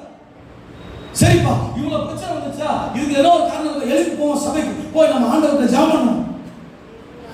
சில பேர் வீட்டிலே முடங்கிருப்பாங்க. வீடு நல்லா வசதியா சோபிசா இருந்துச்சுன்னா எதையுமே எழுப்பி செய்வாங்க. அப்படியே இருக்கு, எது போனாலும் பரவாயில்ல. பிள்ளைங்க என்னாச்சா பரவாயில்ல, பிள்ளை தவறு வயிறு மாதிரி போயிச்சா பரவாயில்ல, எல்லாம் போனாலும் பரவாயில்ல, போனா பரவாயில்ல, பரவாயில்ல இருக்கக்கூடாது. அப்படிதான் லோத்து. மருமகன்கள் வரல, மனைவியே ஆதாயப்படுத்த முடியல, பிள்ளைகளே சரியா ஆதாயப்படுத்தல. சரி, நீ போன தேசத்துலயாவது ஒரு 5 பேரை நீதிமன் ஆக்கிட்டா தேவன் அந்த பட்டத்தை காப்பாற்றிப்பார்ல. இவரை மட்டும்தான் காப்பாத்துறாரு. அதுதான் ஆண்டோட பிளான்ல லோத்து கிடையாது. ஆபிரகாமுடைய ஜெபம், தகப்பனுடைய ஜெபம், சில காப்பாத்துறாருன்னா ஊழியக்காரனுடைய ஜெபம், அவர் உங்களுக்காக பண்ண ஜெபம். இந்த சம்பவம் லோத்துக்கே தெரியாது. நிறைய சம்பவங்கள் ஊழியக்காரர்கள் உங்களுக்கு முன்னாடி சிறப்புல நிக்கிற ஜெபிக்கிற காரியங்கள் உங்களுக்கு தெரியாது. ஆண்டவர் வெளிப்படுத்துவார். அப்போ பிரியமானவர்களே, தேவன் நமக்கு கொடுத்த தேசத்தை ஆயத்தப்படுத்தணும், உங்க கிராமத்தை ஆயத்தப்படுத்தணும், உங்க கிராமத்தை ரட்சிப்புக்குள்ள கொண்டு வரணும். அவங்க 100 பேர் இருக்கிறாங்க, 5 பேர் இருந்தா கஷ்டம்தான். அப்புறம் ஒவ்வொருத்தரும் போயிட்டே இருப்பாங்க. அந்த கிராமத்துல சாத்தானோட சத்தம் கேட்க விடக்கூடாது. போராட்டம் ஜெபத்துல. ஹல்லேலூயா, ஹல்லேலூயா. அப்போ இங்க இந்த நகம் என்ன பண்றாங்கன்னா, சரி இலக்குகள் நிறைய வந்தது, நம்ம தேசத்தாண்டு வாசல் வச்சுட்டாரு, தேசத்துக்கு போவோம் புறப்பட்டாங்க. புறப்பட்ட உடனே ஆண்டவர் அங்க போன உடனே சொல்ற பேர் நகோமி அப்படின்னா என்ன சொல்லுங்க? நகோமினா வசந்தம் அர்த்தம். ரொம்ப மகிழ்ச்சியான ஆளு. ஆனா அவன் சொல்ற நகோமி வந்திருக்கிறான், மகிழ்ச்சியான ஆள் வந்திருக்கிறான். மகிழ்ச்சி அவன் சொல்றான், நான் துக்கமா இருக்கிறேன், கசப்பா இருக்கிறேன், மகிழ்ச்சி இல்ல. போகும்போது எல்லாவற்றோட போனேன், வரும்போது எல்லாம் எழுத வந்திருக்கிறேன், போகும்போது உனக்கு இருந்துச்சு இல்ல. நல்லா கவனிக்கணும். நம்ம ஆண்டவர் தேசத்தை விட்டு போனா, சபை விட்டு போனா இருக்கிறது போயிடும்.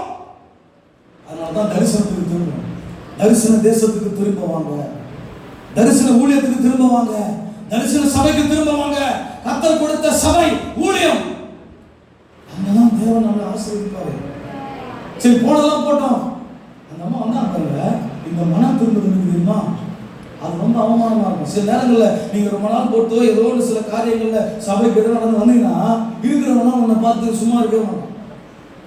வந்தா அதை சேர்த்துக்கணும்ல. இளையகுமாரன் வந்தா அப்பா ஓடி கட்டி அணைத்து அவனை முத்தம் கொடுத்து, அழகுபடுத்தி, ரட்சிப்பை கொடுத்து, அபிஷேகத்தை கொடுத்து, அதிகாரத்தை கொடுத்து, வீட்டுல ஆகாரம் மட்டும் தான் கொடுத்தாரு.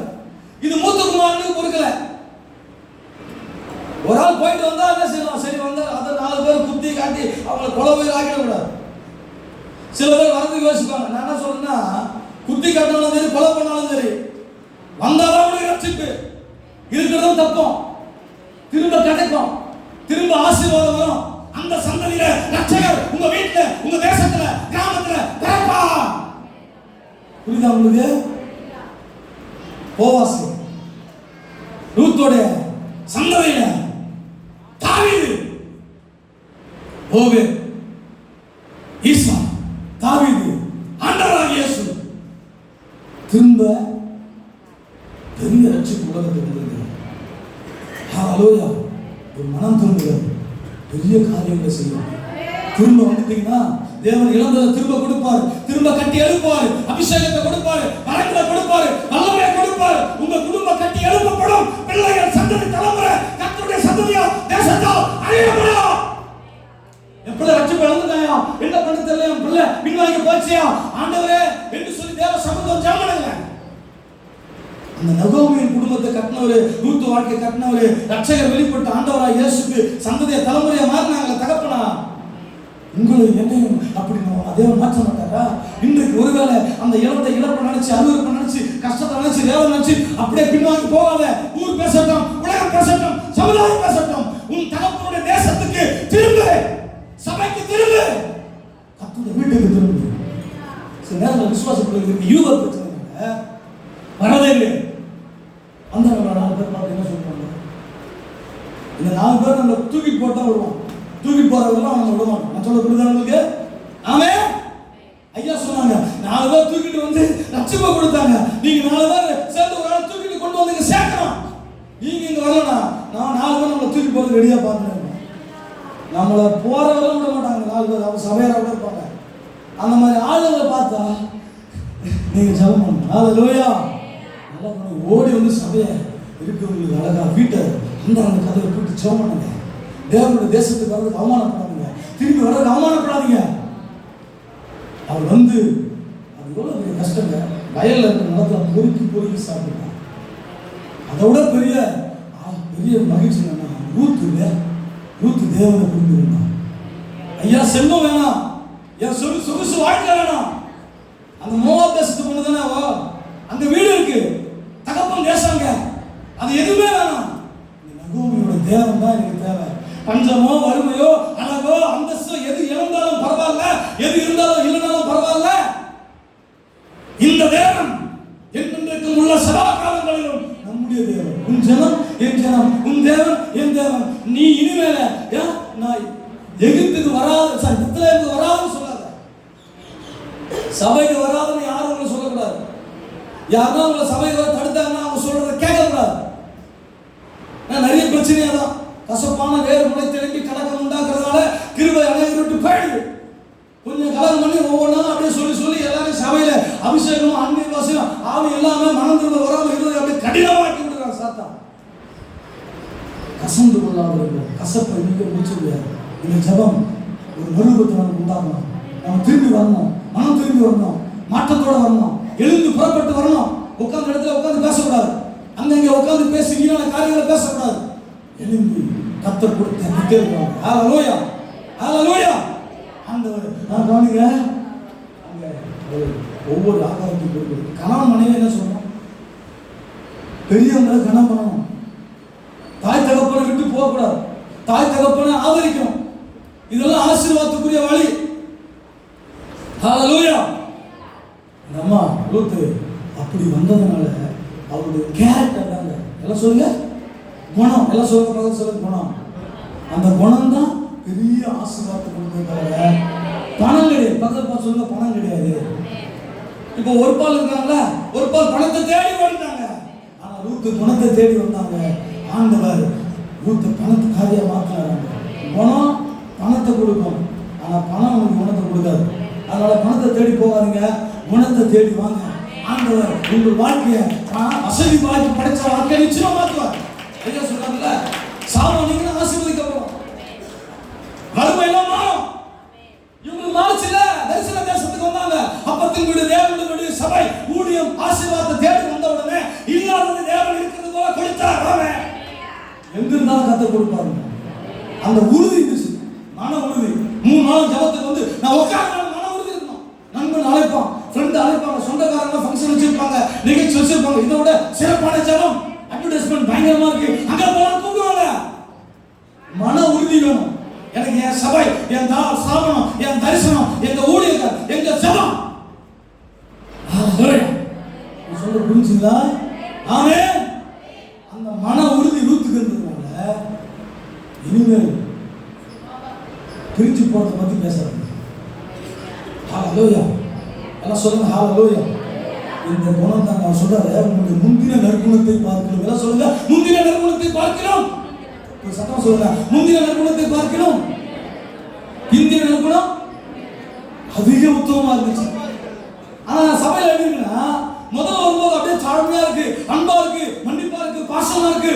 அப்புறம் எல்லாம் வேஷமா போகும். பிந்தின நற்குணம் பாத்தீங்கன்னா சண்டை, சும்மா ஃபயர். அங்க இருந்தோட இப்ப சண்டையில பயமா இருக்கு. முந்தின நற்குணத்தை விட பிந்தின வாழ்க்கை ரொம்ப சூப்பரா இருக்கணும். சொல்றேன், உன் முந்தின நல்ல குணத்தை பார்க்கணும், உன் பிந்தின நல்ல குணம் ரொம்ப சூப்பர்மா. நீ வாழைக்கு பின்னாடி போல, ஐஸ்வர்யவான்கள் பின்னாடி போல, மாமியை வார்த்தை கீழ்ப்படிந்து தேவ தேசத்துல இழந்து தரித்திரமா மறுமையை பட்டணியும் உத்தமமா இருந்த பத்தியா, இதுதான் உன் ஆசீர்வதிச்சது. ஹalleluya. எல்லாம் சொல்லுங்க ஹalleluya. உங்களுடைய தேடுதல், உத்தமம், உண்மை, பக்தி, பரிசுத்தம், தாழ்மை, இது எல்லாத்துக்கும் தேவன் டபுள் போர்ஷன் வச்சிருக்காரு ஆசீர்வாதத்தை. ஆமென் சொல்லுங்க. ஆமென்.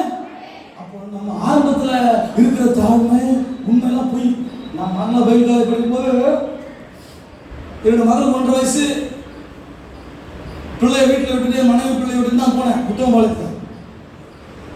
ரொம்ப வைராக்கியமா போனேன். அங்கே போனால் அவங்க வந்து ஃபுல்லாக வேலையா, கட்டட வேலை, எல்லா வேலையும் வாங்கி ரொம்ப உடம்புலாம் மெலிஞ்சு வியாதி ரொம்ப பாதிக்கப்பட்டு டியூபர்குலோசிஸ் சிவியர் அட்டாக் பண்ணேன். என் லைஃப்பில் போச்சுன்னு நினச்சி கவனிங்க. அந்த உபத்திரத்தில் என் கூட 12 பேர் படிச்சாங்க, 6 பேர் ஓடிட்டாங்க. நாங்கள் ஒரு 6 பேரும் நின்னோம். கர்த்தருக்கு மகிமை உண்டாவதாக. அந்த பாடுகளுக்கு உபத்திரவங்களை தான் என்ன ஊழியத்தில் ஆண்டவர் பயன்படுத்தினாங்க. 15 நாள் நான் மறிச்சிட்டு இருக்கேன்னு சொன்னாங்க. 2 லட்சம் மூச்சு வருந்தாரு. 6 மாதம் ட்ரீட்மெண்ட் பார்த்தாங்க. 6 மாதத்துல உபவாசம் இருந்து மாத்திரை போடல, சரியா சாடாம ரொம்ப வீக் ஆகிட்டேன். ஆனால் கர்த்தருடைய ஊழியத்தில் ஆண்டவர் கிருபையில் அபிஷேகத்தில் வல்லமையா அங்கே நான் படித்த நாட்டில் எனக்கு கற்றுக் கொடுத்தாங்க. அந்த ஊழியத்தை நான் செய்து ஆண்டவர் பயங்கரமான காரியங்களை செய்தார். ஆனால் உறுதி நமக்கு தேவை. எதுக்கு சொல்லுவாங்கன்னா, நம்ம முன் வச்சுட்டோம்.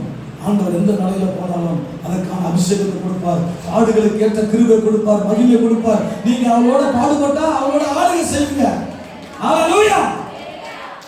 ஆமா. இப்ப பாருங்க, இந்த அம்மா இந்த ரூத்துக்கு புரிஞ்சு இந்த கஷ்டமான வாழ்க்கையை சந்தோஷமா ஏற்றுக்கொண்டு தேவனை பின்பற்றினார். ஆமென். அப்ப உபத்திரத்துல யார் கூட இருப்பானா, பஞ்சத்துல வறுமையில யார் கூட இருப்பானா, ஆண்டவர் கூட இருப்பாரு, வேற யாரும் கூட இருக்க மாட்டாங்க.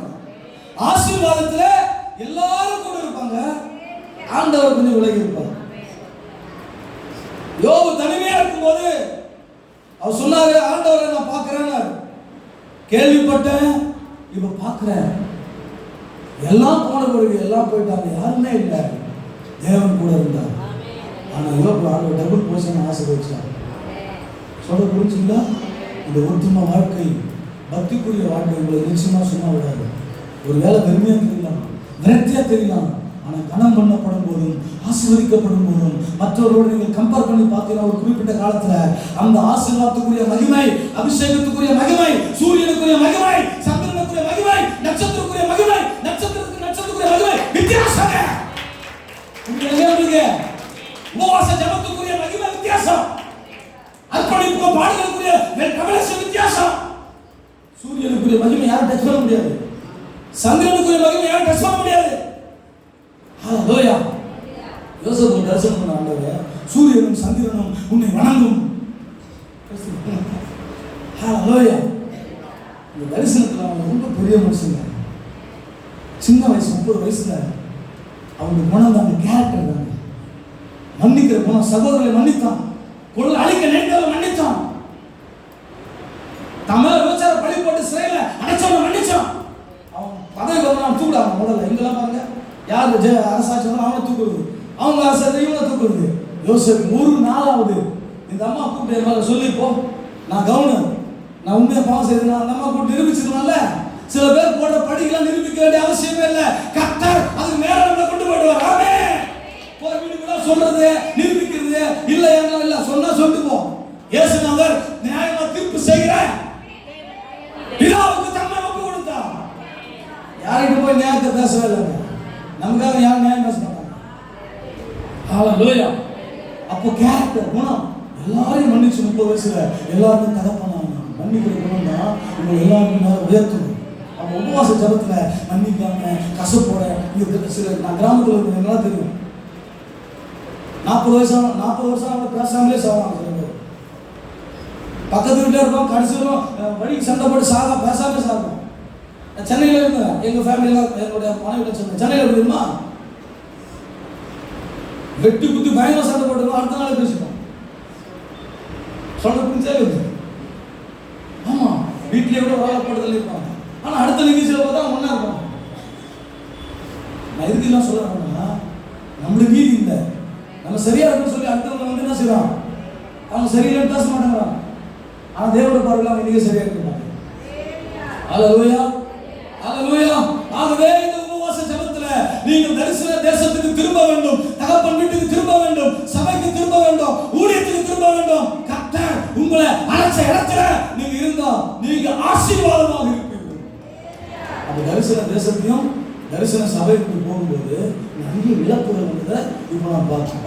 நிறைய விவரம் சொல்றது நேரில், அதனால முடிச்சிருக்கேன்.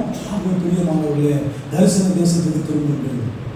எல்லாம் சொல்லுங்க, தரிசன தேசத்துக்கு திரும்புங்கள். எல்லாம் சொல்லுங்க, தரிசன தேசத்துக்கு திரும்புங்கள். நான் கத்திரி சித்தமாக நாளைக்கு தொடர்ந்து அந்த காரியங்கள் சொல்றேன். இப்போ ஃபைனலாக அந்த 2வது 3வது தலைப்பாடு சொல்லி முடிச்சிருக்கேன். வாசிங்க பார்க்கலாம். அப்போஸ்தலர் 26:19. அப்போஸ்தலர் 26:19 வாசிங்க.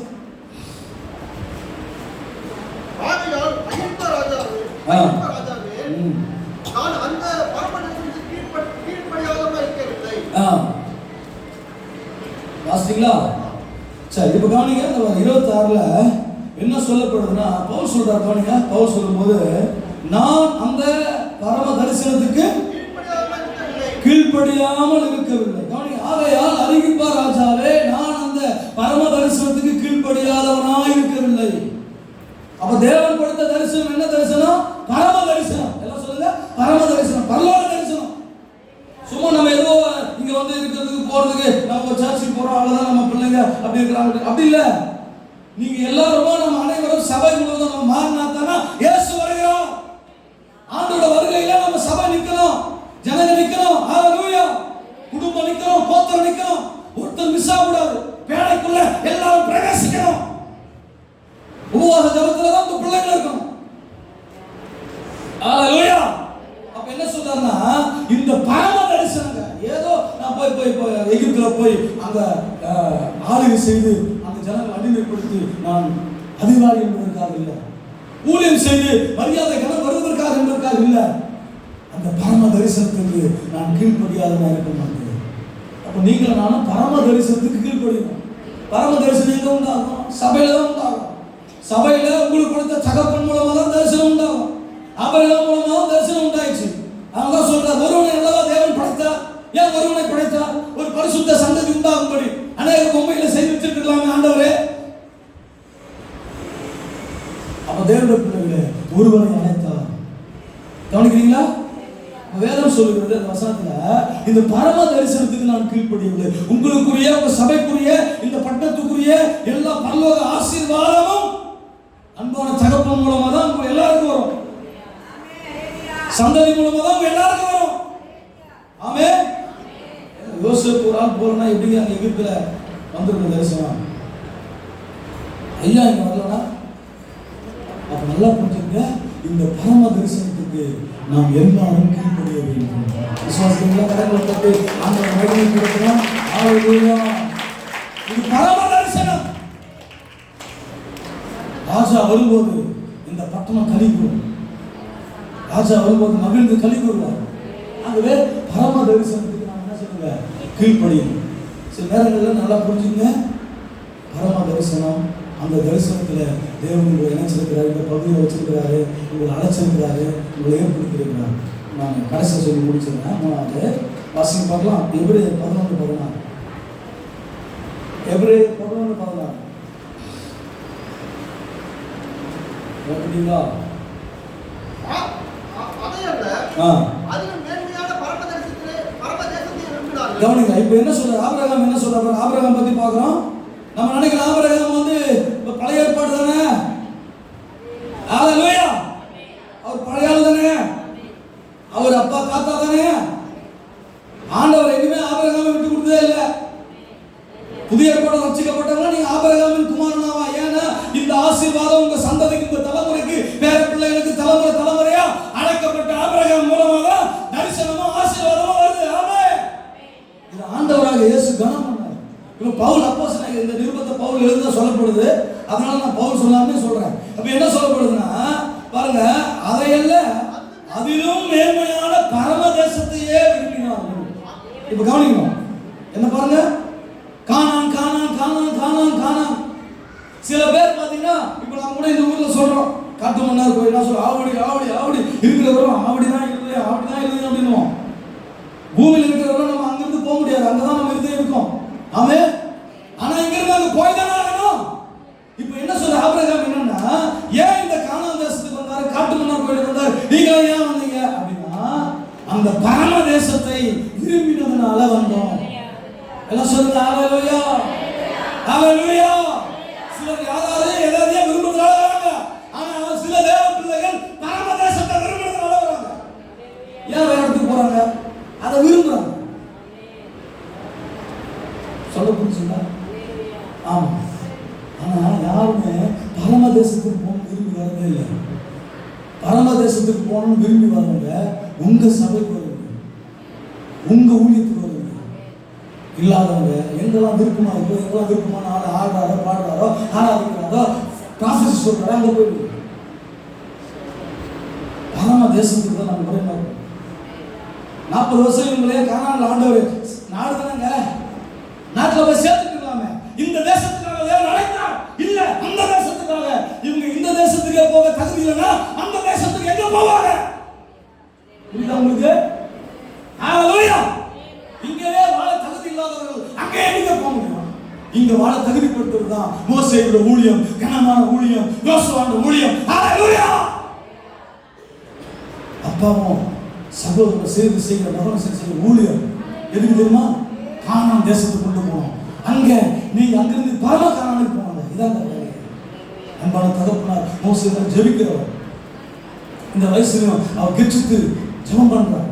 நிறைய பேர் ஜெபம் பண்றது வர மாட்டாங்க. நல்ல ஜெபிக்கிறார். இதை விட பெரிய ஆசீர்வாதம் என்ன?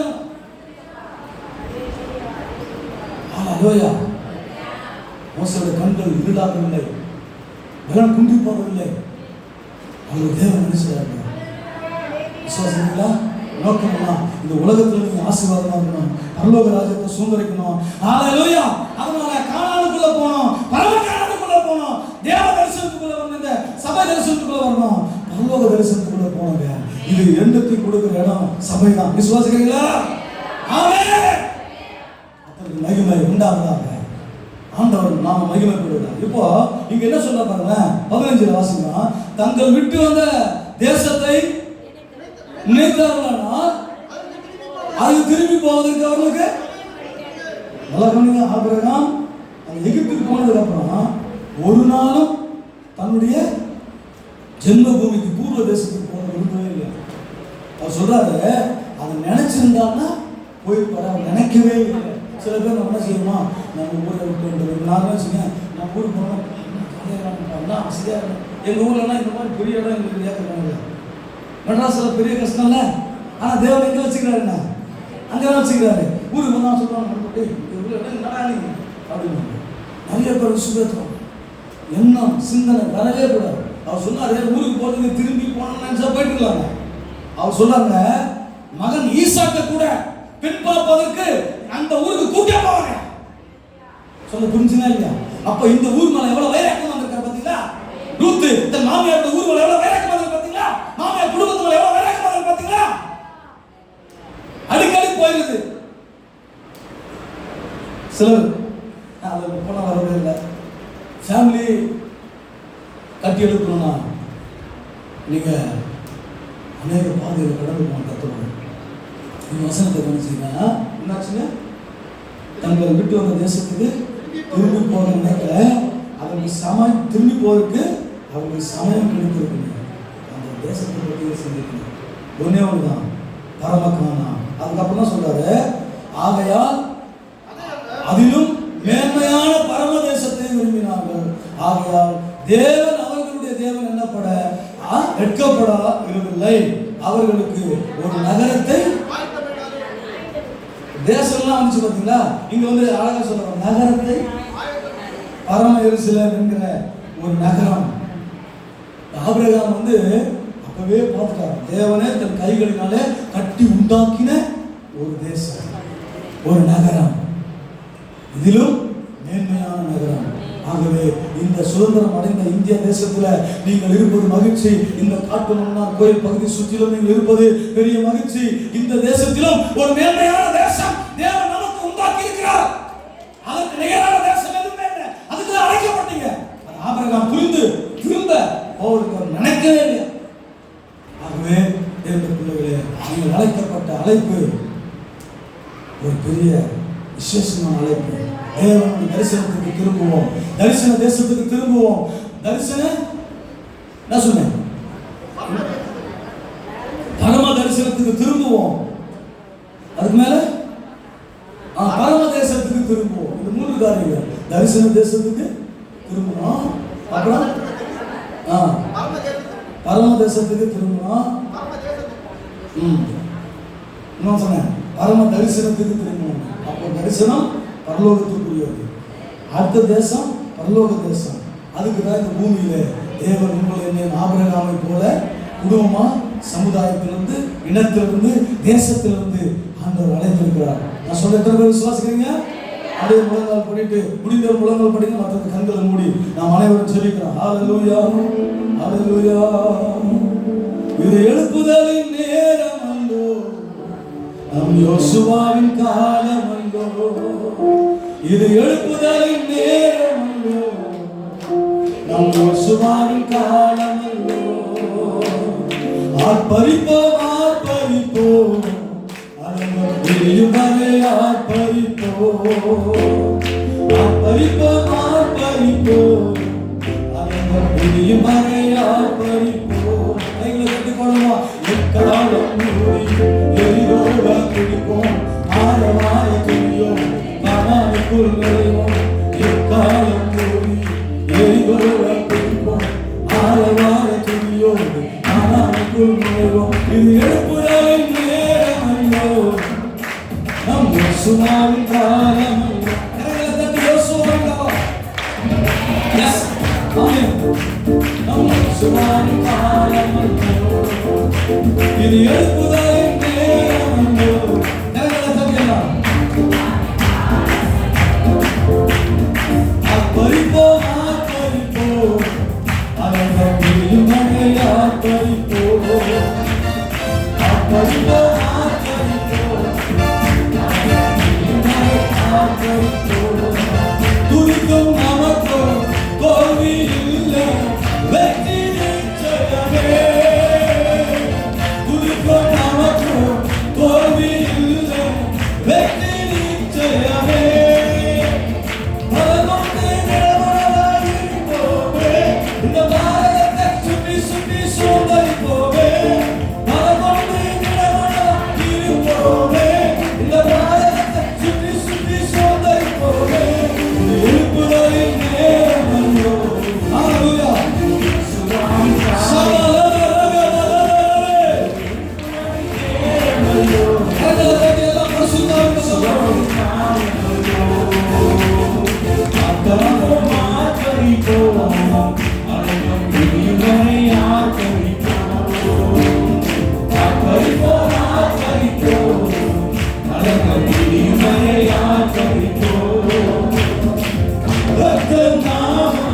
சொல்ல சொல்ல தடைகள் விலகிடுமே.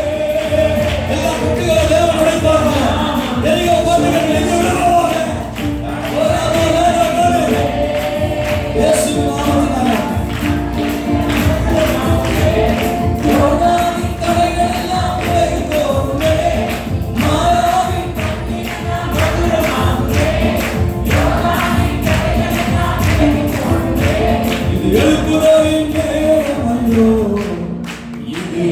இயேசுவின் காயங்கள். ஆமென். இந்த நேரத்தில் ஒரு எழுப்புதல் உண்டாக எல்லாம் ஒப்படைப்போம். வீட்டில் எழுந்து திரும்பி வா. தரிசனத்துக்கு நேரம் திரும்ப வா. தரிசன தேசத்துக்கு திரும்ப வா. கர்த்தர் கொடுத்த சபைக்கு வா. ஊழியத்துக்கு வா. தேவன் உன்னை அழைக்கிறார். ஆமென். ஆமென். எழுப்புதலின் நேரமல்லோ. ஷமரதனா ரிகவரதனா. நீங்க எழுந்து புறப்படுவா. தேசத்துக்கு வா. சோதனை விட்டு வா. ஹalleluya.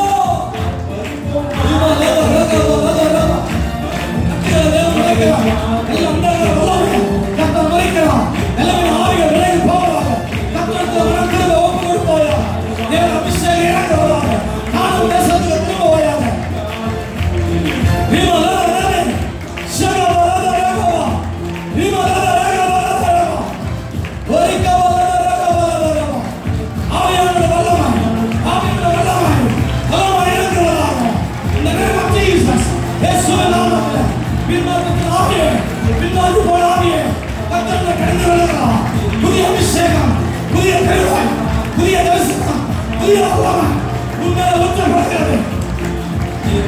உன் தேசத்துக்கு, உன் குடும்பத்துக்கு, உன் சந்ததிக்கு தேவன் ஒரு தரிசனத்தை கொடுக்கிறார்.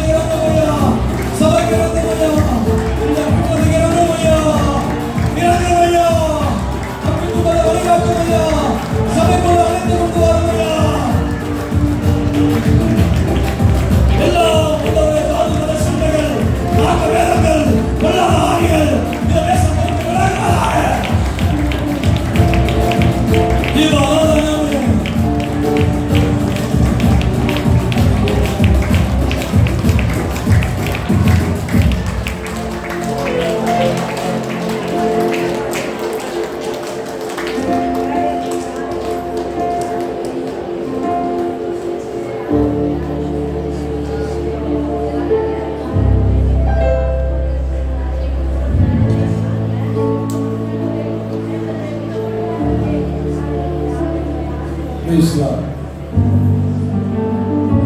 எல்லாரும் ஆண்டவருடைய சமூகத்துக்கு முன்பாக நம்மை தாழ்த்தி ஒப்பு கொடுப்போம். இது கடைசி காலம். கர்த்தருடைய வருகை மிக சீக்கிரத்தில் இருக்கிறது. நாம் இன்னும் ஏனோ தானோ என்று காணப்படக்கூடாது.